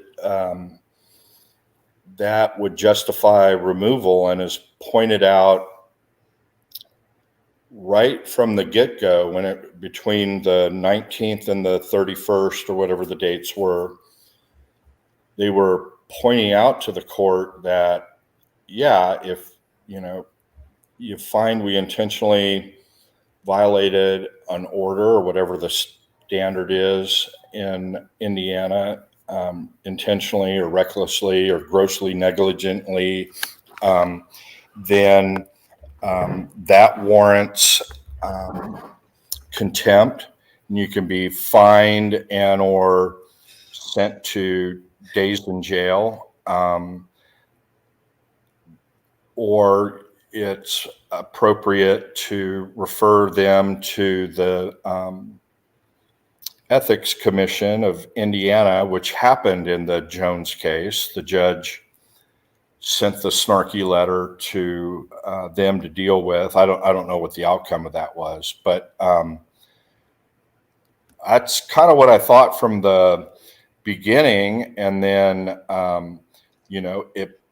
it blew up to this, which I don't think she ever expected to happen. And we'll need and wait to see if the Indiana Supreme Court even thinks it's appropriate to rule on the merits of any of these arguments or not. But I think with that Knox case, they did rule on the merits. They ruled against those attorneys, saying we don't need to look at the grounds for removal because you filed a formal motion to withdraw.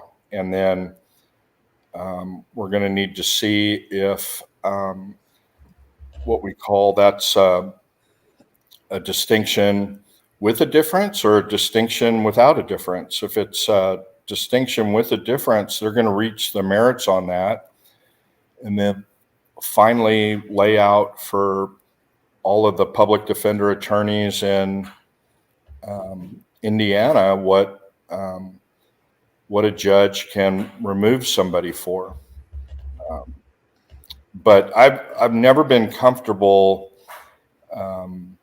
when I read the transcript. Well, when I read the affidavit of continuing representation of Rozzi, I knew he wasn't lying about what happened in that because he knew there was a transcript. And I knew he wasn't misrepresenting anything. He was arguing that from the best position forward. I see now why there was a struggle to pry that out of the judge. And now it's out there, and we know exactly what her grounds were. And the court's, I think, going to reach the merits on that, and they're going to say whether that's inappropriate or it's appropriate. Okay. Is that the one, Adam? Yeah, that's the one. one. Ivy's question? Yeah. So IVS, with the assumption that if something isn't on the record, it didn't happen. If alleged misconduct occurred and it wasn't documented on record at the time, is it able to be brought up way in the future?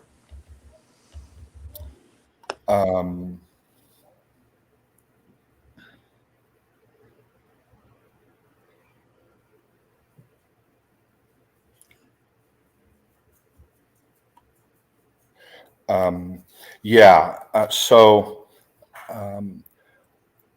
Outside the record stuff, I keep seeing chatter out there about, that there were other leaks. And then you all spent, I think, 2 or 3 days going through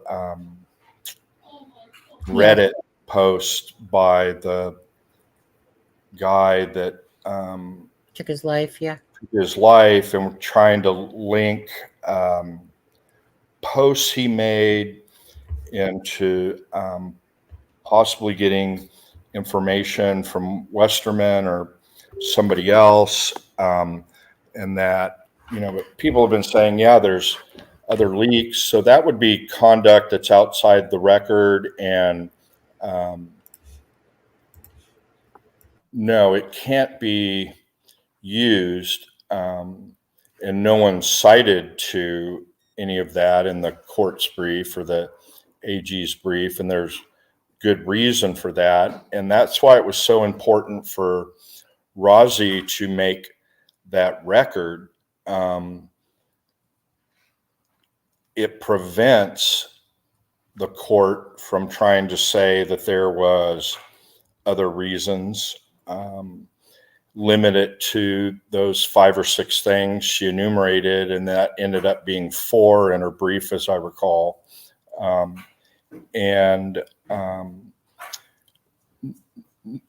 It could, Ivy, in the future, but not in this case. If there ends up that they're reinstated and the remedy is, and the court's not removed, and the remedy is a contempt hearing and or referral to the Ethics Commission of Indiana, it could come up as part of that. But who knows what'll happen on those 2 things. The main thrust of all of this is to get especially Rozzi plus Baldwin it's got some weaker arguments, but Rozzi back on the case and implement a trial date within 70 days of the writ being granted. And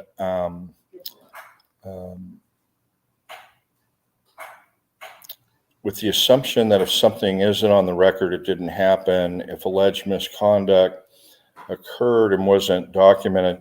And then the other thing that can be referring to is in both the brief of the court and the AG, more the AG than even the court. And then in this brief, what they're pointing out is that she didn't detail the misrepresentations or the, I can't remember the exact word, but she said, I'm concerned in this motion, the allegations of the defendant didn't prove true, something to that effect, or were untrue. She didn't detail it. So even though she mentioned it summarily, that's part of what this reply brief points out, that, if this was misconduct about the press release, why didn't you report it to the bar like you're required to do? You didn't detail exactly what. Now, I understand you guys know what the misrepresentations supposedly were, like the photograph was after working out or whatnot. But those things weren't in any of the briefs because they're not on the record. The only thing that's on the record is her summary conclusion that that's what she found. And I don't think it's really going to turn on that because nobody detailed it out. The court couldn't in their brief because they were limited to what was on the record in the transcript, and or they would have been forced to get an affidavit from the judge laying that out and making that an exhibit. It's kind of outside the record, but on these types of actions, you can do that, or you could do could have done a verified brief, and she could have laid out those facts, but she didn't. I think they're just going to a more fundamental thing. I don't know if that answered it, but I hope I did, Ivy. Because I'm trying to remember the other day, you know, when you said that the one mirrored the other, Yeah.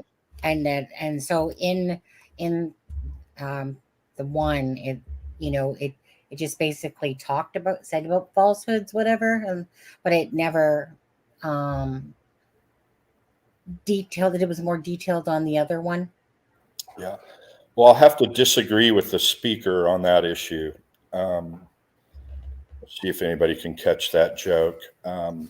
Yeah, I'll that's a have to Canadian disagree thing. with the speaker on that. As they point out here, there is a couple of fundamental differences that I didn't catch because my hosts insisted I go on without reading the briefs. But one important difference between the two was that the AG said there's not enough in the record to decide the thing, whereas the court said there is enough in the record and you're good to go to deny it now. But in large part, Sixth Amendment right, those types of things, they did look very similar to me, but I'll have to disagree with the speaker on that.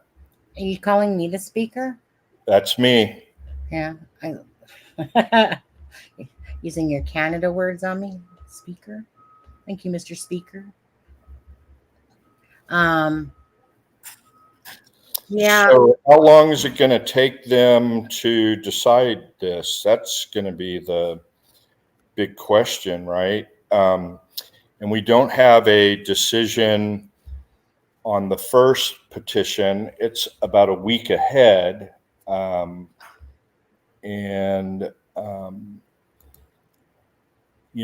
would say if there's, now they could, it's totally up to them if they want to deal with that one first and issue an opinion on that. Totally up to them to come to a conclusion on that, but not issue an opinion until this one's done. But the conference process, which is described in the Jones opinion, and they specifically said, yeah, we met at conference. That's meaning the 5 judges meet at their regularly scheduled conference, which is typically weekly or maybe every other week. But, we're getting into the holidays. You have Christmas in Canada? That's a joke. Anyway, we're coming up on the holidays.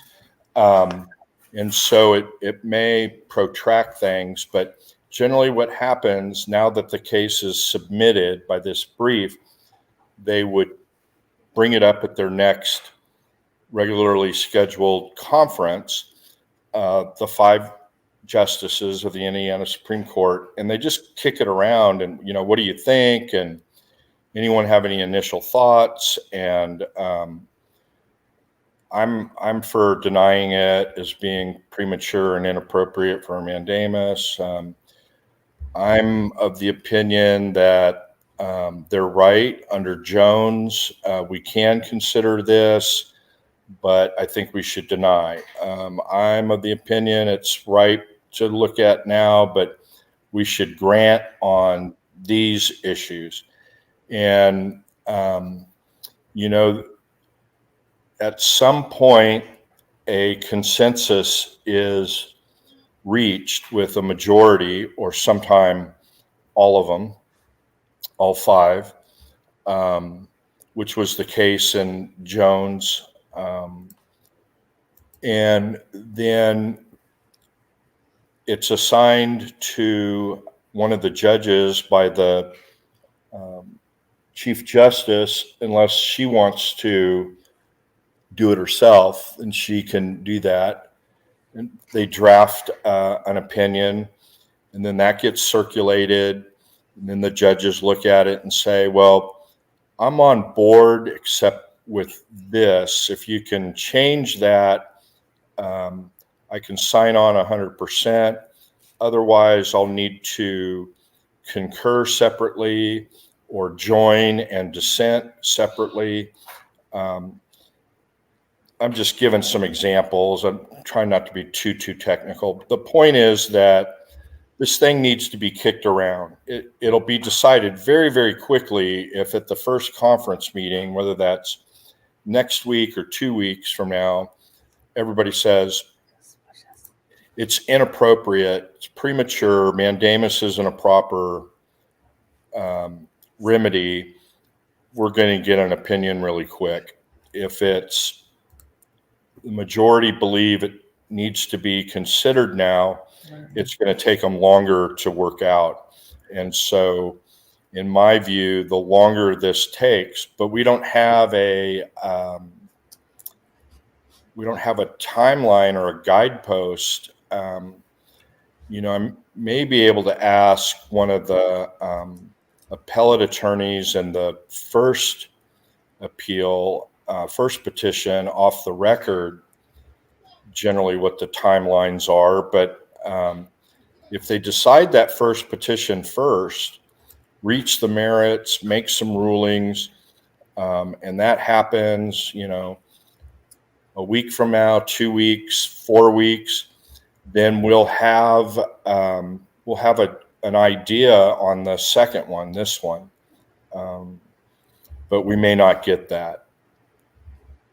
And that's about the best we can say for.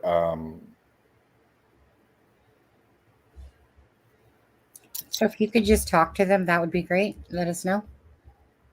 I'll shoot a thing, and I think she's confident. He or she is confident that I won't do a direct quote. I'm just trying to get one thing on background information. And I'll let him or her know that if they're unable to say or comment, I understand, it's no big deal. I'm just trying to get a timeline, understanding, you know, it's impossible to predict, but they certainly have a lot more insight than I, because they do a significant amount of appellate litigation. Right. And you know, I mean, and there's still a big chance that they might not even take these cases up, right? Well, yeah, but they would have to have a conference. The first one, I think, is pretty impossible for them not to take up. The court admitted it screwed up, and or the clerk screwed up and went back and fixed it. Someone. And then, so the issue is, you know, is it all fixed, or there's some things that are still unresolved? But they could rule, not that it's premature, but that it's now moot. We don't need to decide this. We disagree with petitioner. Everything that they were complaining of has been fixed by the court's order, ordering the clerk to do A, B, C, and D. And then on this one, they kick it around and agree with the AG that, yeah, the record's not complete, or with the court's response that it's not appropriate for mandamus relief. And that would be the end of it. Now that's kind of where I thought things would be going until we saw that Jones case cited by in the briefs of the AG and the court, and then it got a thorough analysis in this brief.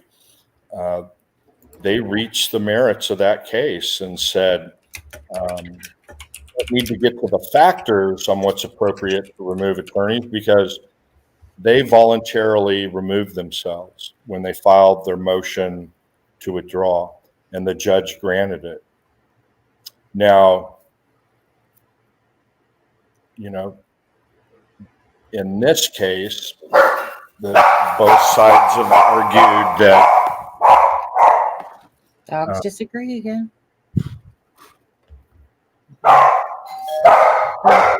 Ding dong, Avon calling. Ding dong, Avon calling. I don't know who that is. It's okay. I was gonna say we're gonna be Defense Diaries is gonna be going on, you guys, in about 25 minutes.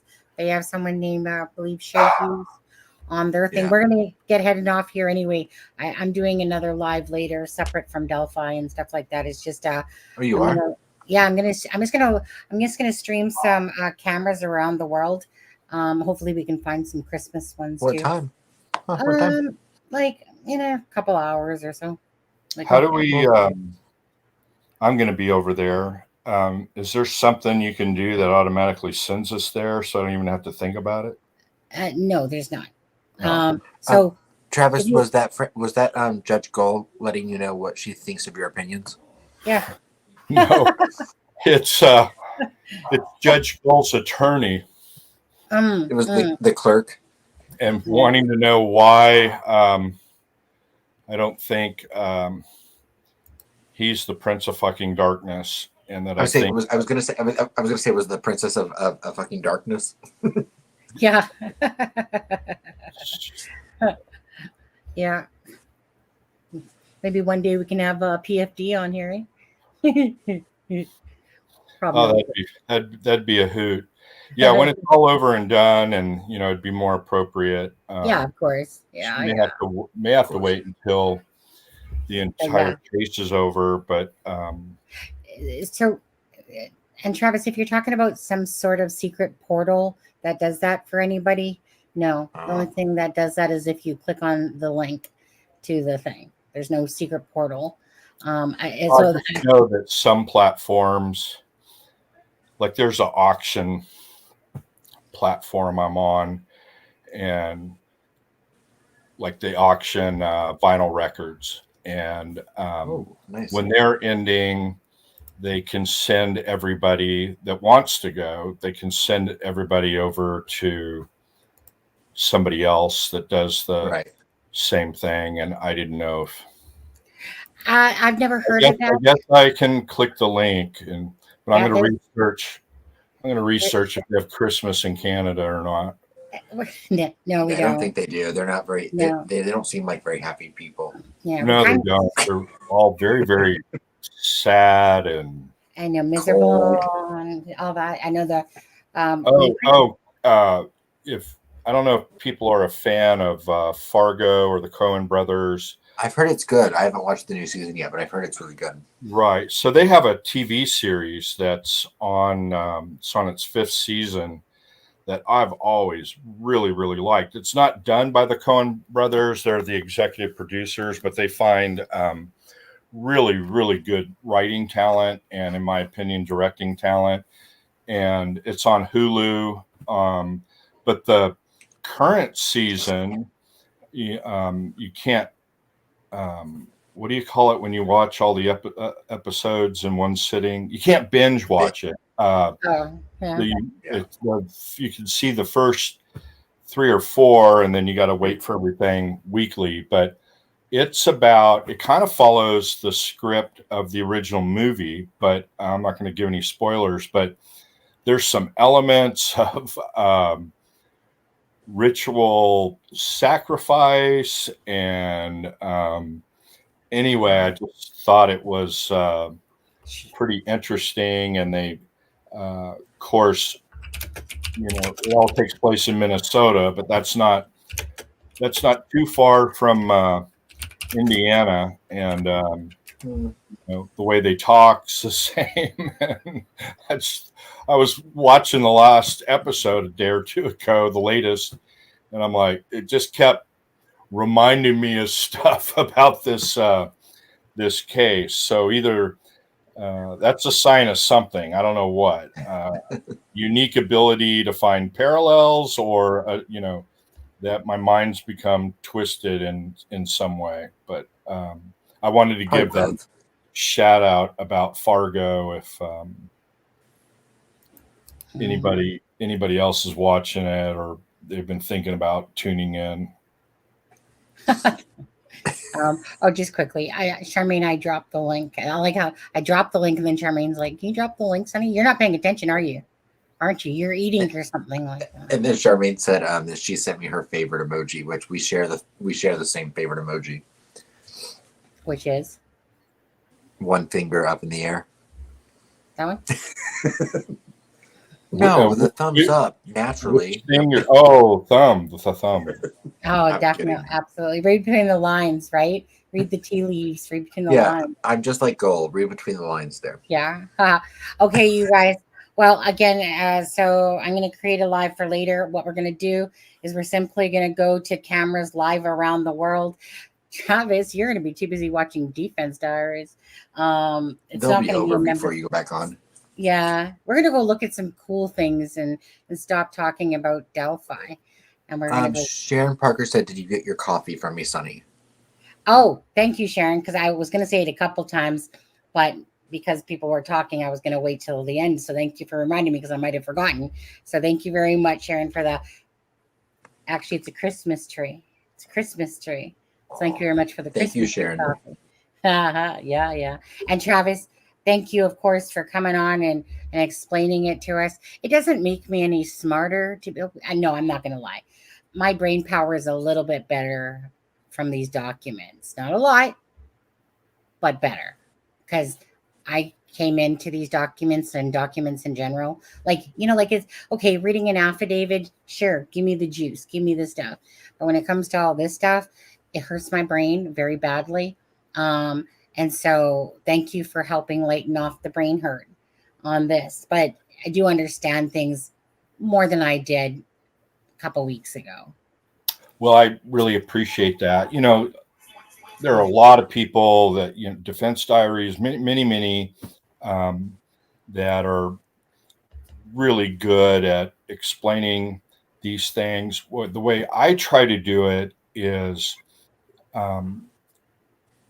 even if you can read the affidavit and understand everything entirely, or read the transcript of the in-camera meeting, and understand all of that perfectly. The thing is, we all have biases and prejudices. I don't care what it's about. Canadians don't. And so what I try to do is just put it out there without filtering things through bias or prejudice, because some people are going to read this brief and say, yeah, that's exactly right.